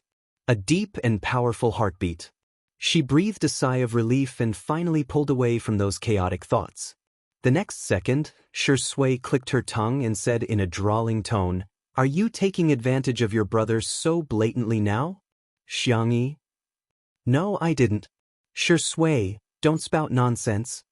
She quickly retracted her hand, her expression especially indifferent and calm. "My hand is dirty, let me wipe it." Shui raised his eyebrows. "Then where are you going to wipe your dirty hands next time?" He said lazily, as if he was coaxing a child. "Can you give me a notice in advance? After all, I'm already so old and I can't stand your torment." Xianxia. The girl lifted her skirt and fled in a sorry state. Due to Viscount Albert's warm invitation, Xianxia and the others stayed at the castle for the night. When it was almost time for dinner, Albert arrived at the dining room as if nothing had happened. He thought that he was the first to arrive, but to his surprise, Shui, Xianxia, Sophia, and the others were all there. Albert was speechless. "Sorry, I lost." Everyone discussed various topics such as finance, art, red wine, and so on. By the time the maids served the dishes that Xianxia had cooked, all the topics came to an abrupt end. Albert immediately laid out a white tablecloth for Miss Sophia and himself, and prepared for the meal. He turned around, only to discover that Xianxia was calmly taking out of his large bag. He took out an oversized bowl. Albert was dumbfounded. "Damn it, that works too?" Chapter 283. Sensing everyone's surprised gazes, Xianxia said seriously, "When it comes to hygiene, start with preparing your own utensils." Everyone. "As if I'll believe you." But soon, everyone's attention was attracted by the food on the table. There was a chef in the castle, and Xianxia thought that not everyone would like her cooking, so she made two simple dishes, a beef patty and a fried mushroom. The beef patty was made from beef tenderloin, which was marinated slightly before frying in a pan. The heat was controlled just right, and it could be dipped in black pepper sauce or tomato sauce according to one's taste. The fried mushroom was made from fresh mushrooms picked in the afternoon, mixed with flour, egg, and other ingredients, and fried. It was then rolled in a circle of chili powder, cumin, and other condiments that the girl had brought from China. The aroma was overflowing, and it went straight into everyone's nostrils. Albert felt that he was a devout believer. In the past, when he ate with others, he would lead them in praying. But today, he recited the prayers very quickly, and then announced that it was time to eat. The beef patty was exquisitely made, and Albert bit off half of it in one bite. The juices of the meat filling splattered, and it bloomed beautifully on his taste buds. Albert's gaze drifted. Was this heaven? How could there be such delicious food? Miss Sophia was interested in the fried mushroom. She carefully forked a small piece with her fork and took a bite. The fried mushroom had a crispy outer layer, but the mushroom inside was fresh and tender. The combination of the 3 flavors of egg, flour, and mushroom formed a rich and complex texture. She felt that she could use an article to describe this wonderful feeling. As for Xianxia, he liked to eat noodles, so Xianxia scooped a bowl of seafood and tomato pasta for him.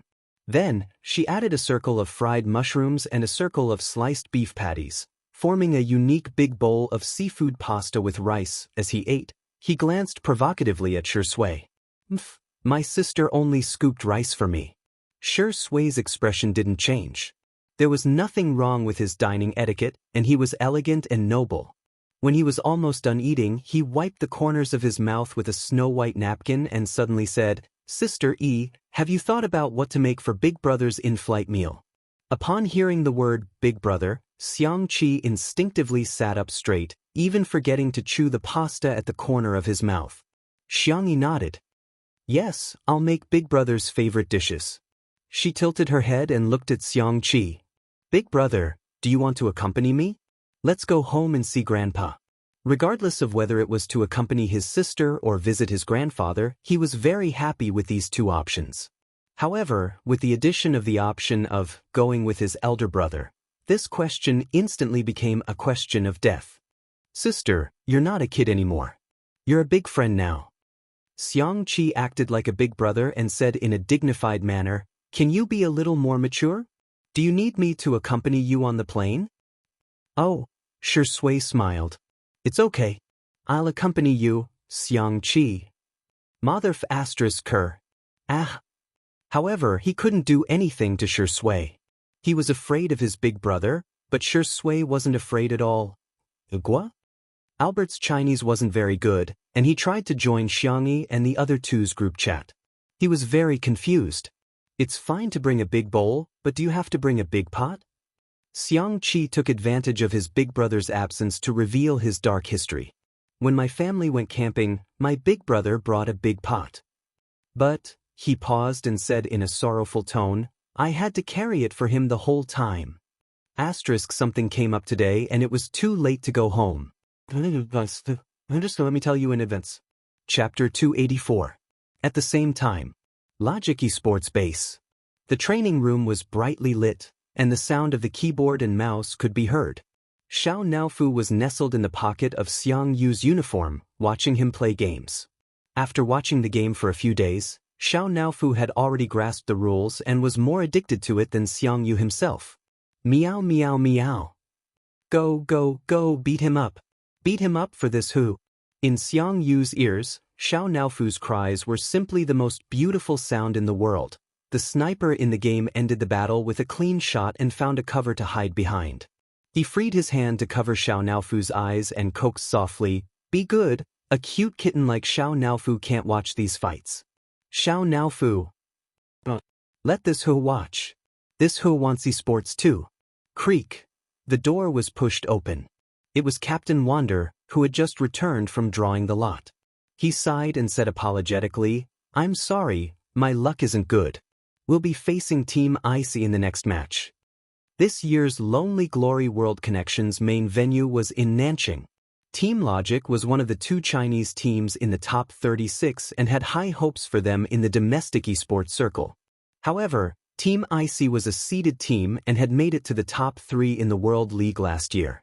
Team Logic had to face such a strong team in the first round and suffered a crushing defeat. The atmosphere in the team was inevitably a little heavy. At this moment, a whir. Xiao Naofu pushed Xiangyu's hand away and jumped onto the keyboard aggressively. Its soft, meaty paws smashed onto the attack button. With a bang, the sniper in the game fired and hit the enemy who was about to launch a sneak attack. Everyone in the team wanted to fight again, but he was picked up by Wander. The young man's eyes were filled with tears. This is a miracle. It must be a miracle. God is encouraging us. Everyone, cheer up, let's go. For a moment, the little cubs seemed to have been injected with chicken blood. Go, go, go! Only Xiao Naofu was struggling desperately. Let go of me. This Huhu can still fight. On the other side, Research Institute, Director's Office. Why can a cripple like Xiangli apply for so much funding? Could his hands be used for experiments? He's clearly a dog in the manger. A middle-aged man complained in dissatisfaction. The director tried to appease the middle-aged man, but the middle-aged man continued to push his luck. How about this? We'll keep Xiang Li's original team, and I'll join them to guide them. As for Xiang Li, we'll kick him out. He's no longer of any value to our research institute. The director slowly typed out a question mark. Even though Xiang Li was injured, he still managed to come up with a lot of new drugs and published a few core research papers. This was enough to prove Xiang Li's research ability. On the other hand, if you're capable or not, you only know how to bootlick. Where did you get the face to say that you want to kick Xiang Li out? The director pulled a long face. First of all, Professor Xiang Li's hand will recover soon. Secondly, Professor Xiang Li has discovered an extract from seaweed. His research has made great progress. No matter who they replace, they will never replace Professor Xiang Li. At the same time, in the middle of the bustling city, rows upon rows of buildings were brightly lit. In front of the floor-to-ceiling window, Xianxia, wearing a black nightgown, coldly rejected his business partner on the phone. New case? Not interested. I have more important things to do. The corners of his thin lips seemed to curl slightly. My little bunny is coming to coax me. Chapter 285. After hanging up the phone, Xianxia opened his WeChat. Little Bunny's account was pinned to the top. He tapped on the chat box with his slender fingers and saw that there were 0 unread messages. However, there was a new status update on his WeChat moments. It was a selfie of Xiangyi and Xiangqi, in which Shui's side profile was accidentally captured. The caption of the picture was, Xiangyi is super handsome today too. Oh, asterisk, asterisk, oh, the two of them shared a lot of friends and there were already many comments below. Annoying number 4, I'm obviously the most handsome. Annoying number 4, go away, go away. Your third brother is the most handsome, got it? Annoying number 2, Tutu, can you send me a photo of Xiangqi? Shui, what about me? Xianxia, what a bunch of annoying people. It was late at night, but he wasn't sleepy at all. Instead, he tapped on Weibo to kill some time. His account was verified as lawyer of Linshan law offices, so he would usually receive a lot of mentions, all of which were for legal advice. Occasionally, Xianxia would reply to a few of them. Today, as usual, he scrolled through the list and scrolled past a comment that read, May I ask if you've accepted a case for public welfare legal aid? QAQ. He stopped scrolling. It wasn't because of the content, but because of the user's nickname. Guardian of the bestie in the world.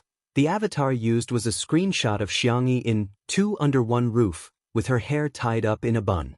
The little girl was smiling with her head tilted to the side. After adding some filters and various special effects, she looked even more gentle and adorable.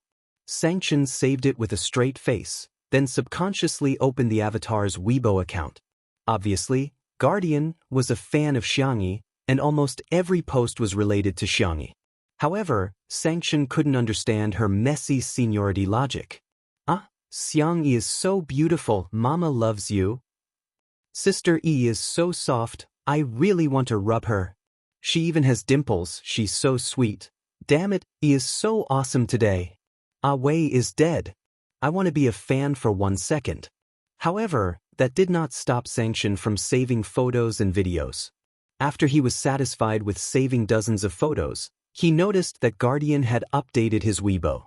Guarding the best in the world, E. If you don't vote, I won't vote. When will E be able to make a name for herself?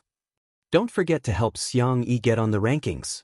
Also, our fan club group number is XXXX. Welcome everyone to join. Xianxia checked the links that she had sent him. They were all different kinds of rankings. Xiangyi's popularity was at the bottom.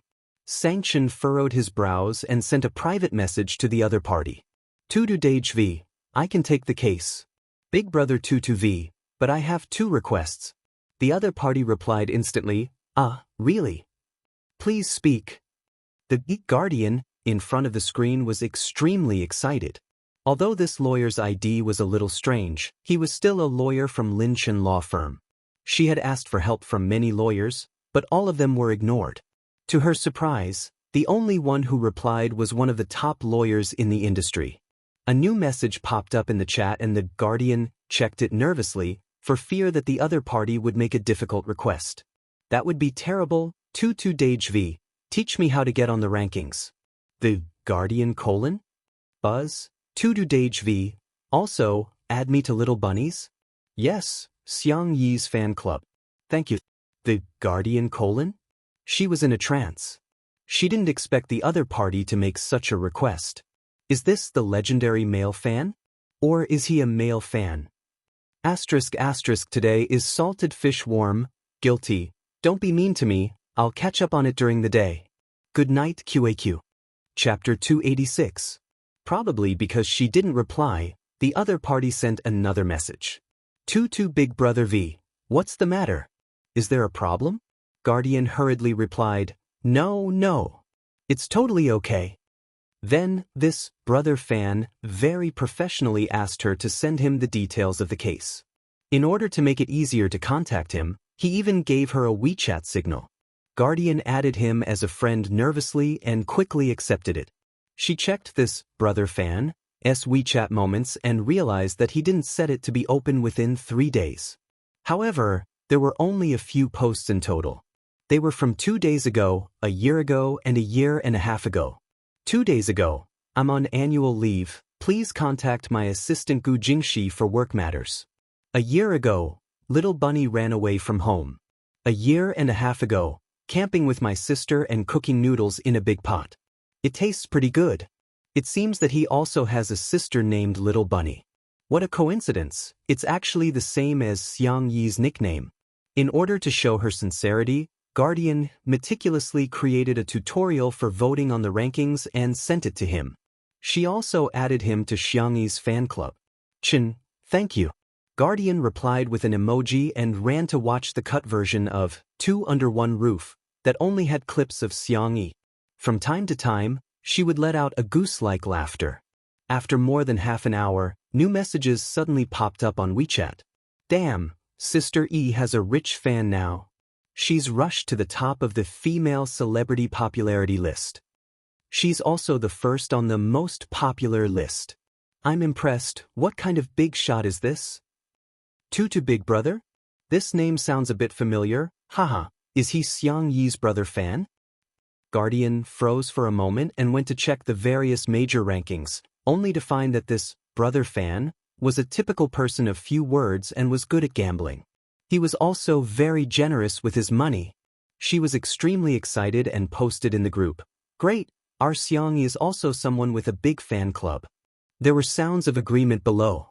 Suddenly, Tutu Big Brother, someone bullied her? The group was silent for a few seconds. In an instant, everyone was worshipping the big boss with slipping hair and kneeling emojis.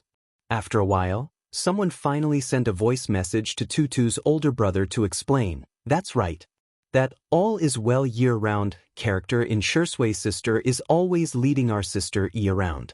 Even after being slapped in the face a few times, she still doesn't know how to restrain herself. Just now, she even posted on Weibo that Sister E was going to drive her to her death. I'm speechless. As she spoke, she even sent out a link. It was a Weibo post from All Is Well Year Round. The gist of the post was that she couldn't bear the evil in this world and that her only ray of light had been snatched away by others. She wanted to leave. Many fans comforted her in the comments section, and there were also people who passionately insulted Xianxia, accusing her of driving a depressed patient to death. There were already more than 10,000 likes. Xianxia, who was standing in front of the floor-to-ceiling window, combed his messy hair. He never liked listening to long speeches, but he patiently finished listening to the lecture. TSK. How dare they bully his little bunny? Tutu Big Brother, got it. Tutu Big Brother, The internet is not a lawless place. I will send a lawyer's letter to all the Weibo users who insulted Xianxia. The group members thought that he was joking, but they didn't expect that about 10 minutes later, Linshan Law Firm's official Weibo account actually posted a statement frowny face Linshan Law Firm v. The internet is not a lawless place. The attached picture was a lawyer's letter with at least a few hundred Weibo users' names on it. In an instant, the foul-mouthed Shui sisters panicked. Chapter 287. Weren't they just angry and scolded Xianxia a little? Xianxia was a public figure, so what was wrong with being criticized? She wanted to be a celebrity, so why did they have to send them a lawyer's letter? Moreover, the lawyer was from Linshan Law Firm, one of the top law firms in the country. Many people felt suffocated, and they guiltily deleted their comments and changed their IDs, fearing that they would be punished by the law. Thus, Xianxia's fans were surprised to find that the Shui sisters, who had been shouting the loudest and scolding the most, had all disappeared. Finally, someone could deal with them. Meanwhile, Xianxia's fan club was flooded with comments. "Big brother, you're awesome." Xianxia didn't say anything else. Instead, he looked at the bustling night scene outside the window. The huge billboard shone brightly on the man's chiseled face, softening his sharp features slightly. Seeing the little rabbit up close, there were only 8 hours left. The next morning, Xianxia got up sleepily. His dark green silk robe was wrinkled from his sleep, and a few buttons on his collar were unbuttoned, revealing a large area of his pale skin. His well-defined abs were faintly discernible. He walked to the window to breathe in the fresh air, and vaguely saw two familiar figures. Xianxia squinted and realized that he couldn't see them clearly because they were too far away. He hurriedly turned on the camera on his cell phone and zoomed in a few times. Damn!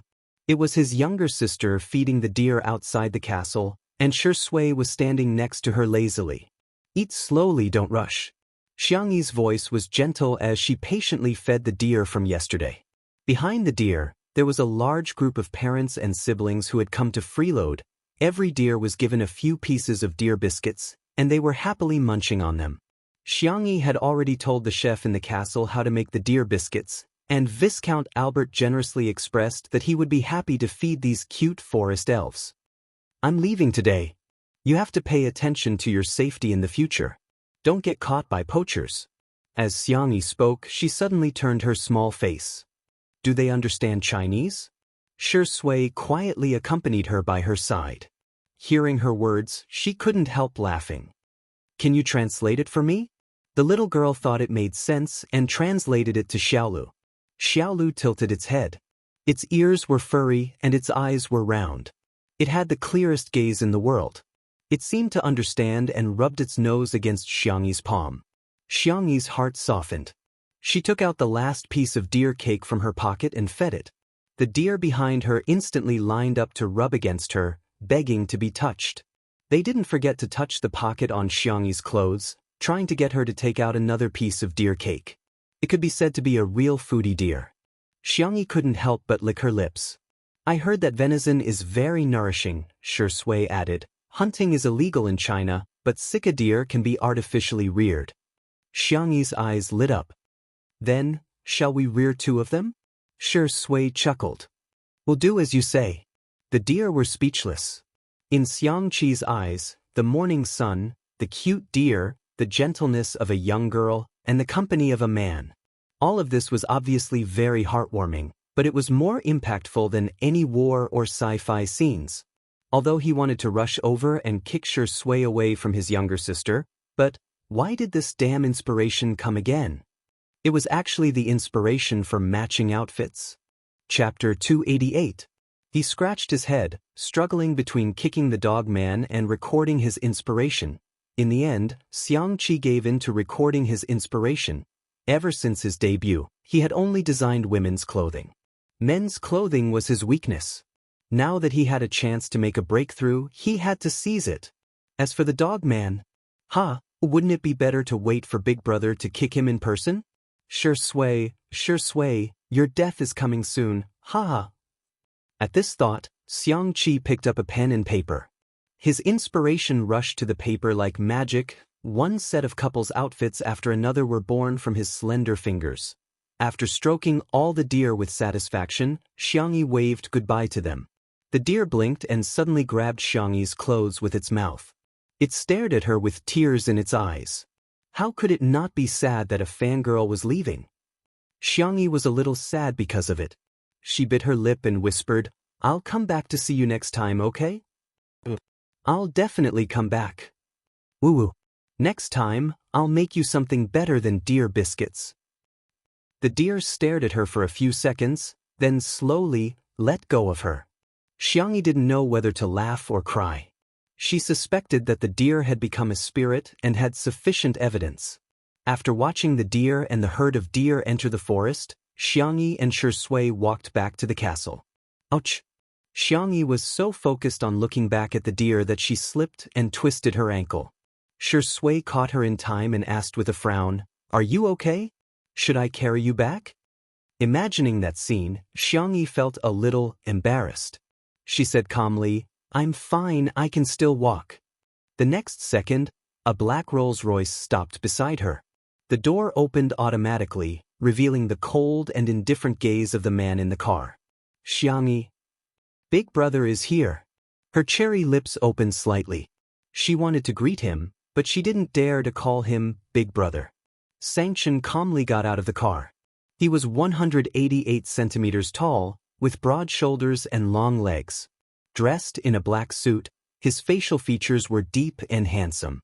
His entire body was covered with a layer of earth-shattering coldness, as if it could crush the sunlight behind him.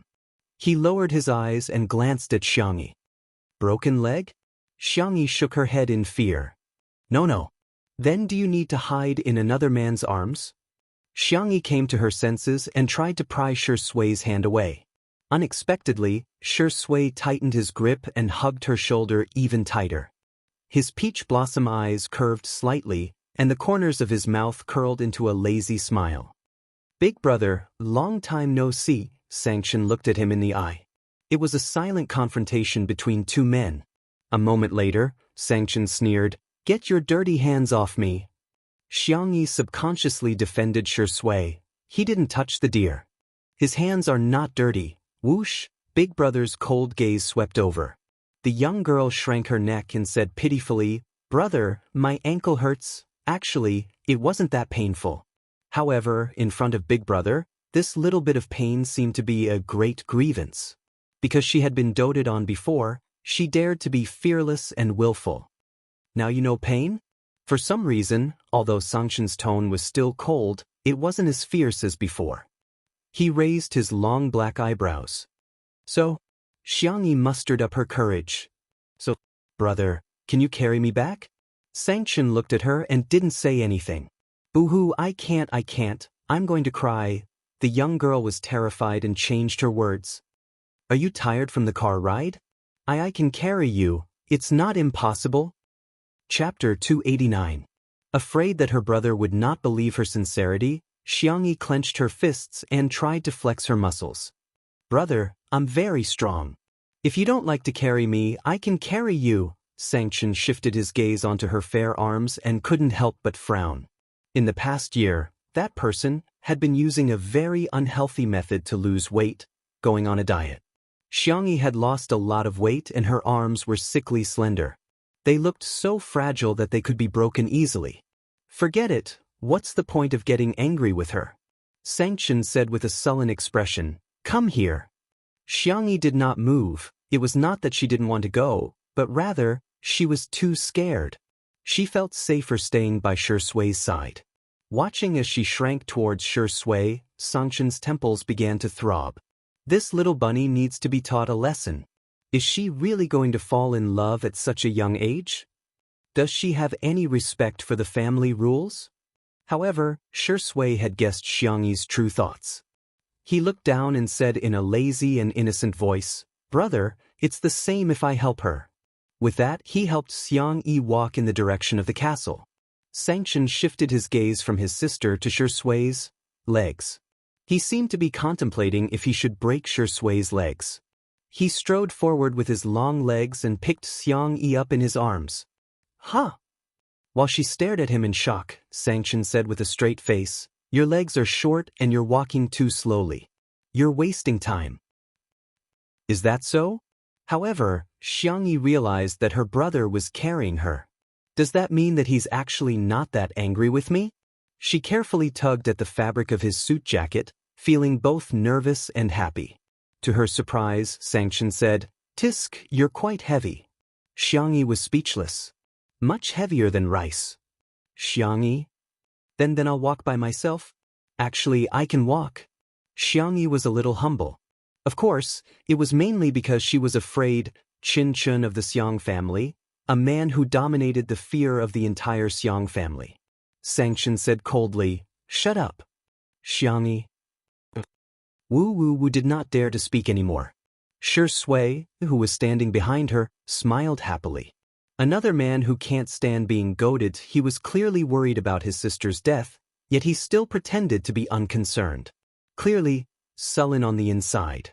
Castle living room. Xianxia placed Xianxia on the sofa.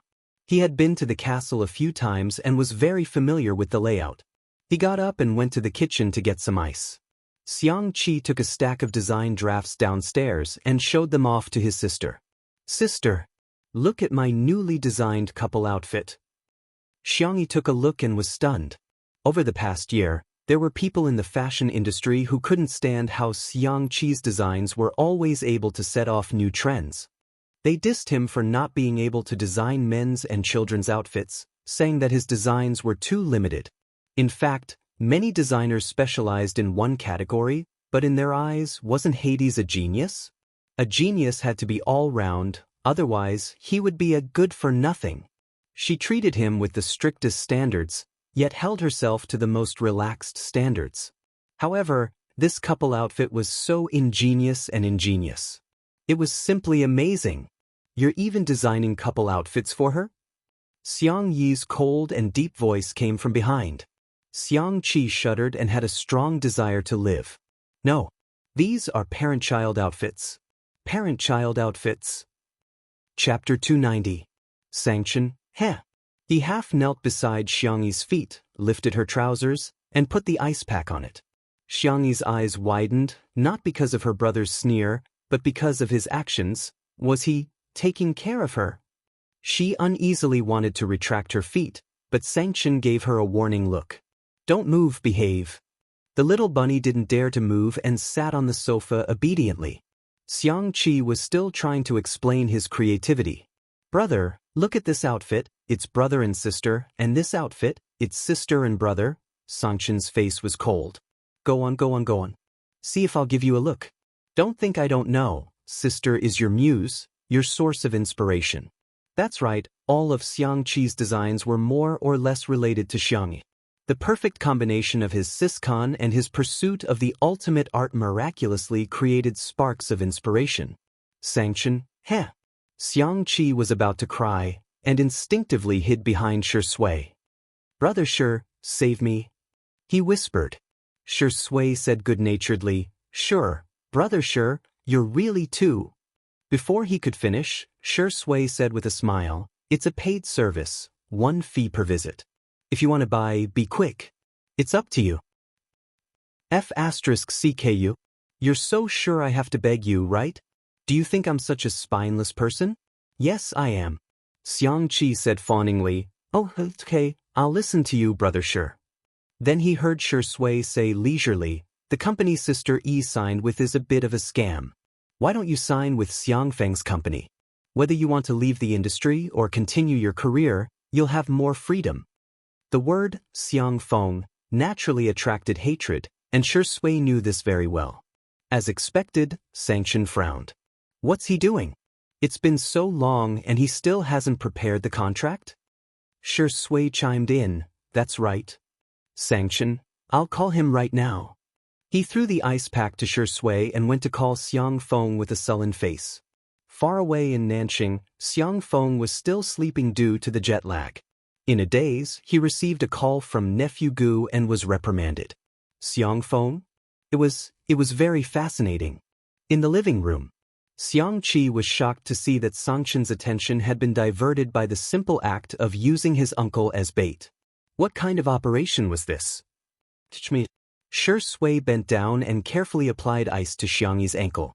The girl's pink toes curled up, feeling extremely uncomfortable. She didn't think it was a big deal for her brother to give her an ice pack, however, it was Shui. It seemed to be completely different. Does it still hurt? Shui asked in a gentle voice and looked up. At that moment, Xianxia actually didn't dare to make eye contact with him. The ambiguous atmosphere made her heart thump loudly, as if it had been hooked by a silk thread.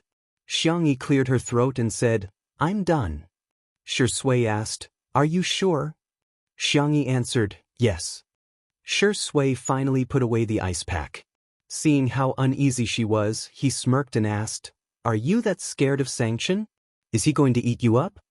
He originally meant to comfort Xianxia, but to his surprise, the Xiang siblings widened their eyes in horror. Xiangqi murmured timidly, "Xiang Feng doesn't eat people up, does he?" Xianxia swallowed her saliva and said, "I don't think so. Oh my God, it's so scary."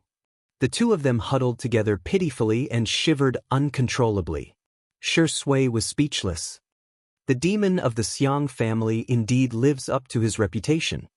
Chapter 291. Xianxia came back after the call and glanced at Xianxia. "We can sign the contract when we get back." Xianxia? What kind of efficiency was this? Then, Xianxia turned to look at Xiangqi. Xiangqi was curled up on the sofa like a boneless person. He straightened his back and rested his hands on his knees like a standard elementary school student. They looked at each other. 1 second, 2 seconds, 3 seconds, Xiangqi broke down. I was wrong. Xianxia said unhurriedly, "Tell me, what did you do wrong?" "I was wrong in every way." Xiangqi said weakly, "It's a couple outfit, but it's just a design. It doesn't mean that I support my sister's relationship." Xianxia said, "Go on." Xiangqi confessed everything. "I shouldn't have eaten my sister's dear biscuits. But I already had diarrhea yesterday." Xianxia looked a little speechless. "I said that you can't eat it." The next second, Xiangyi's devilish voice sounded. "It's your turn, Xianxia." The girl's first reaction was to move closer to Shui. A smile appeared in Shui's eyes as he placed his arm on the sofa behind her, making it seem as if he was holding the slender girl in his arms. "The deer is so cute, I shouldn't have thought about eating it," the elementary school student answered in a trembling voice. She didn't look at all like a big shot who had just returned from transmigration. "What else?" Xianxia narrowed his eyes and stared at her meaningfully. Xianxia looked confused. Apart from that, she didn't do anything bad. Xianxia sneered and deliberately tricked her. "Don't think I don't know that you're in a relationship." His tone was so fierce and cold that Xianxia panicked. I'm in a relationship?" Shui was speechless. Qin of the Xiang family is really high up the social ladder. Seeing his sister's reaction, Xianxia was slightly relieved. "That's good." Xianxia felt as if she had been granted amnesty. "Then I'll go prepare the in-flight meal." She slipped into the kitchen, feeling as if she had dodged a bullet. Xiangqi couldn't be bothered to eat his sister's cooking anymore. He tidied up his big bowl and said, "Brother, I'm going to make a dress for my sister. Bye-bye." He wasn't a coward. He was following his heart and listening to the truest summons from the depths of his heart. Only Xianxia and Shui were left in the living room. Xianxia picked an armchair and sat down. His long legs were crossed and his arms were crossed. His aura was incomparably strong.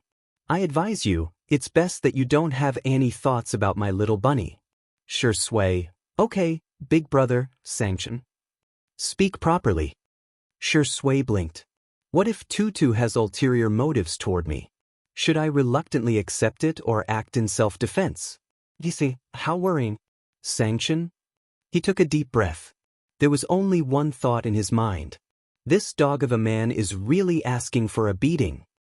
Xianxia had prepared a sumptuous meal. She either put it in a thermos or refrigerated it. She was going to put it all on Tutu's plane later. She was going to take a plane with Wuxia, which meant that they were going on a trip together.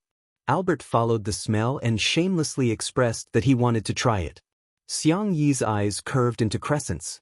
"I saved one for you." Albert was touched. "Alice, you're an angel." The next second, Xianxia's cold voice rang out. "You didn't make it for me?" Pack it all up. Albert said angrily, "Are you the devil?" Xianxia nodded proudly. "Thank you, you flatter me." Albert was speechless. Chapter 292. Under her brother's gaze, Xianxia braced herself and packed up all the food. Tutu landed in the manor and Xianxia grabbed his sister's collar to board the plane. Albert waved goodbye to them with tears in his eyes, though it was unclear if he was upset because of the separation or because he couldn't eat Xiangyi's cooking. The plane hovered in the sky for thousands of miles. The deer in the forest seemed to have sensed something as they raised their heads and began barking, seemingly bidding farewell to Xiangyi. On Tutu, in addition to the resting area, there was also a tea area with a sofa and a coffee table. Xianxia was the first to take a seat. Shui sat opposite him. The two men then looked at Xiangyi in unison. The two rows of sofas were facing each other. In other words, Xiangyi could only choose to sit next to one of them. Xiangyi was speechless. "If I sit next to Big Brother, I won't be able to escape when I get beaten up. It seems safer to sit next to Shui." With that thought in mind, she slowly moved forward and sat down next to Shui. In an instant, one was elated. The other had an icy cold gaze. Xianxia picked up the porcelain teacup with a straight face and took a sip of green tea.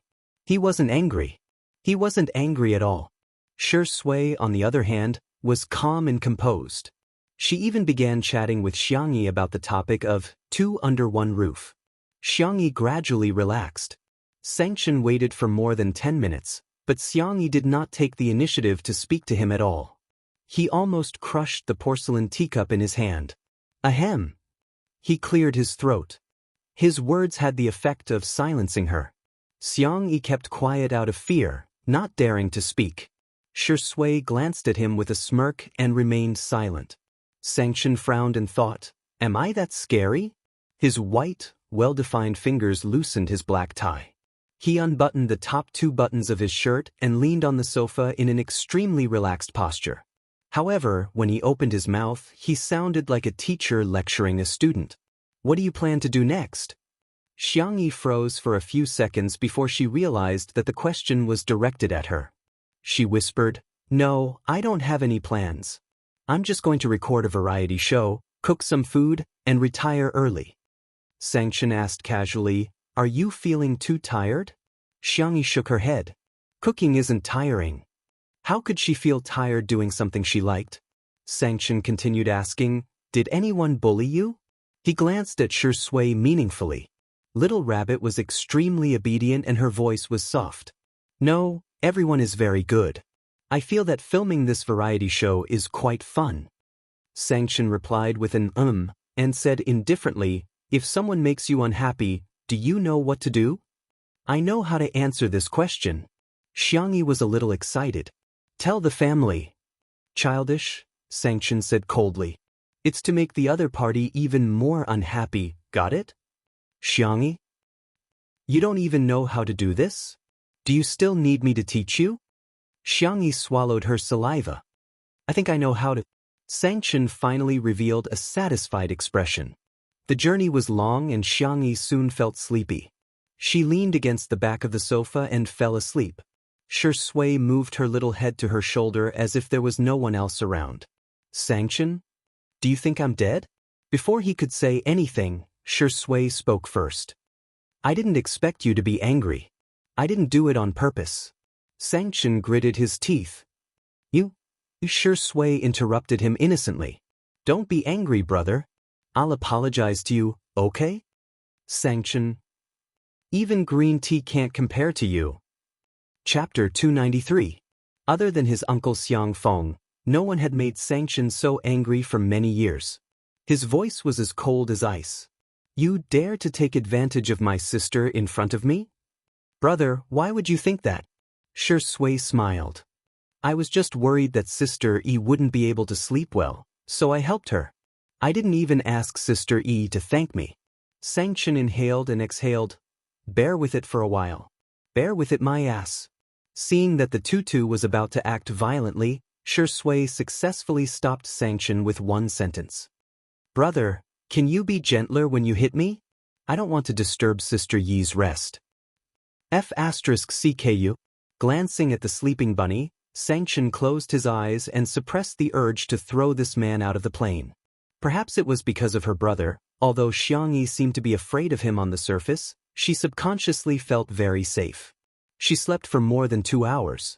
She opened her eyes in a daze and found herself leaning on Xue's shoulder. She quickly propped herself up and apologized softly.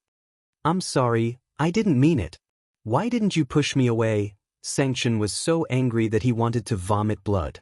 It was obviously this dog of a man who pressed you on his shoulder. He was just short of tying a rope to his body. Xue was calm and collected like a sly old fox.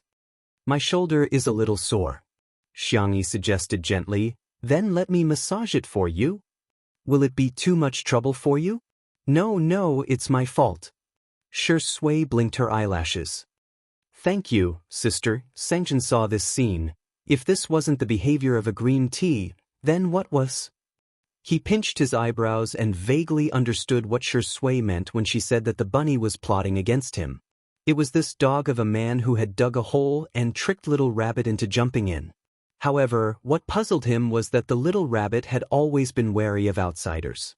Why was she completely defenseless against this dog of a man? Although he was angry, he still had to eat. When the food was taken out of the thermos, it was still steaming. There were 6 dishes and 1 soup, all sumptuous and nutritious. Most of them were Xianxia's favorite dishes. Braised lion's head in soy sauce was made of 70% lean meat and 30% fatty meat.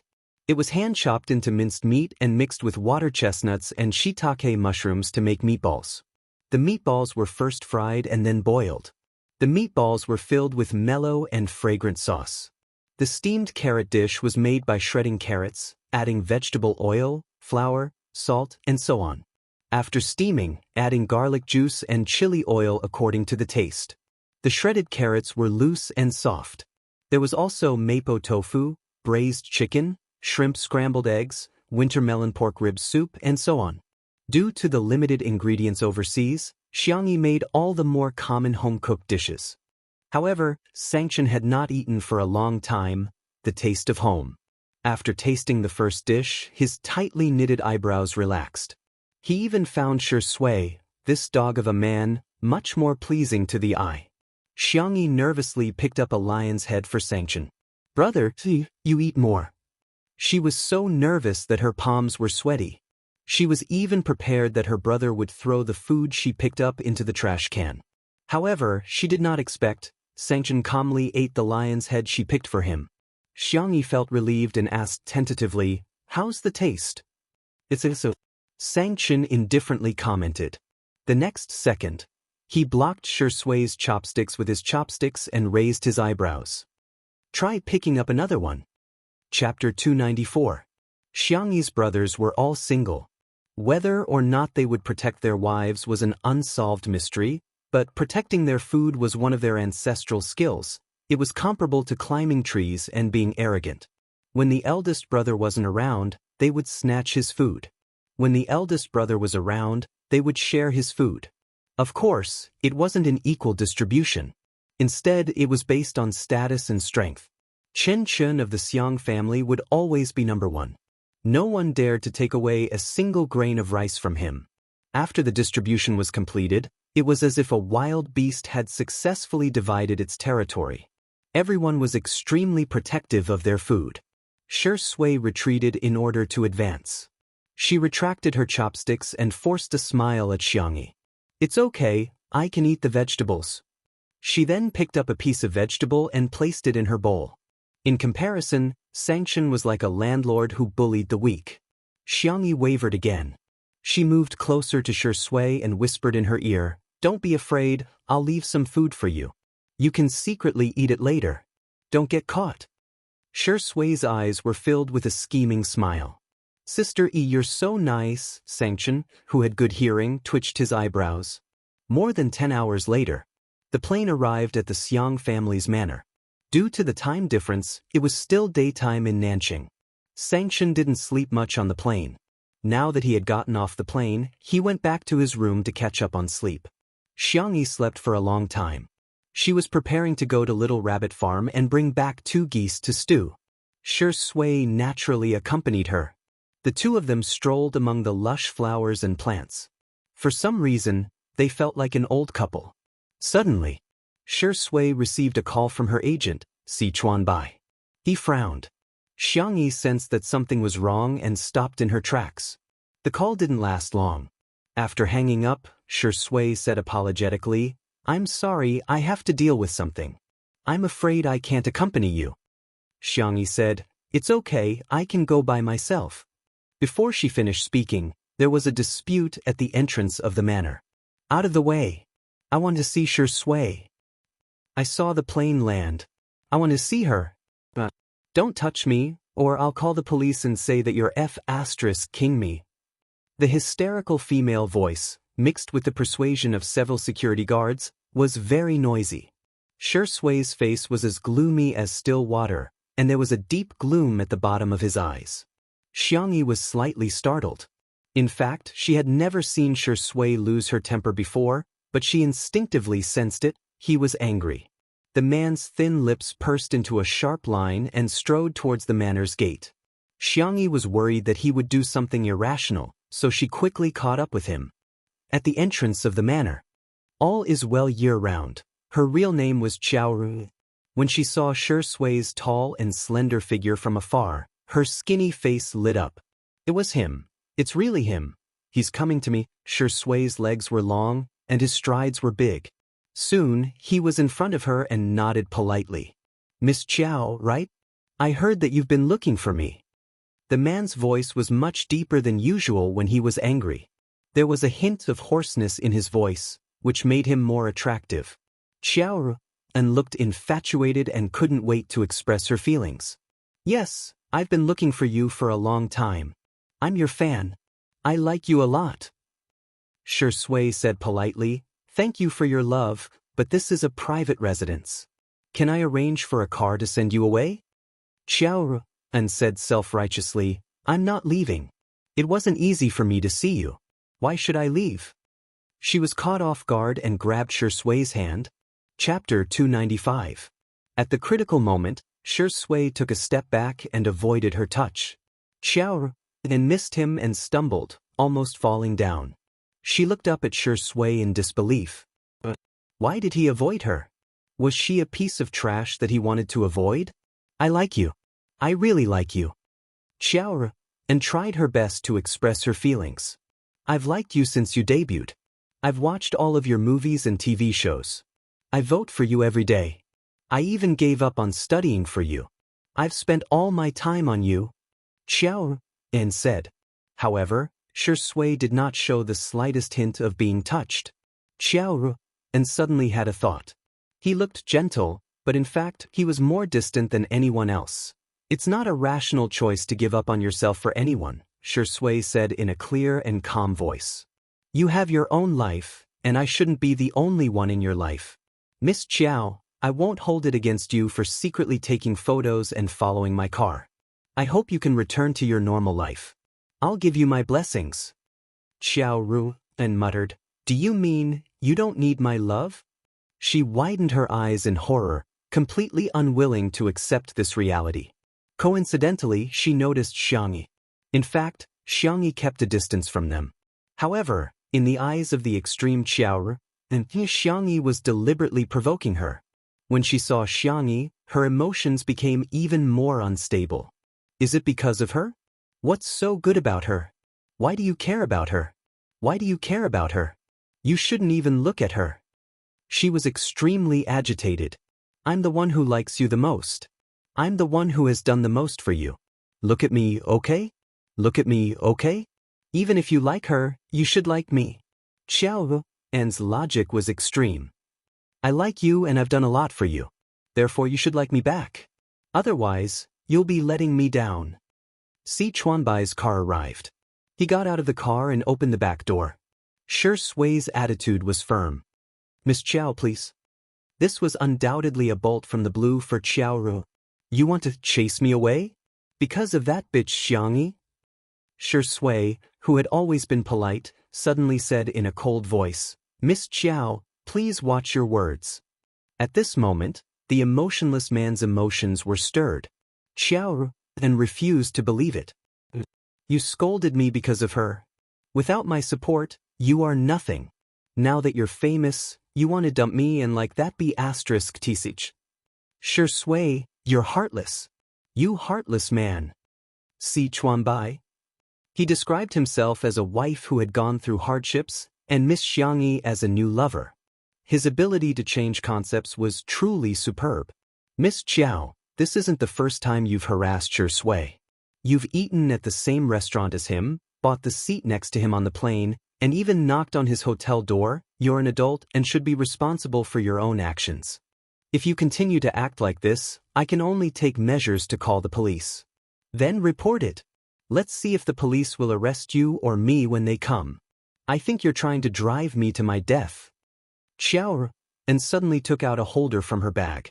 There was a phone attached to it and she clicked on the live broadcast. The words, "Countdown to Suicide," were displayed at the top of the screen.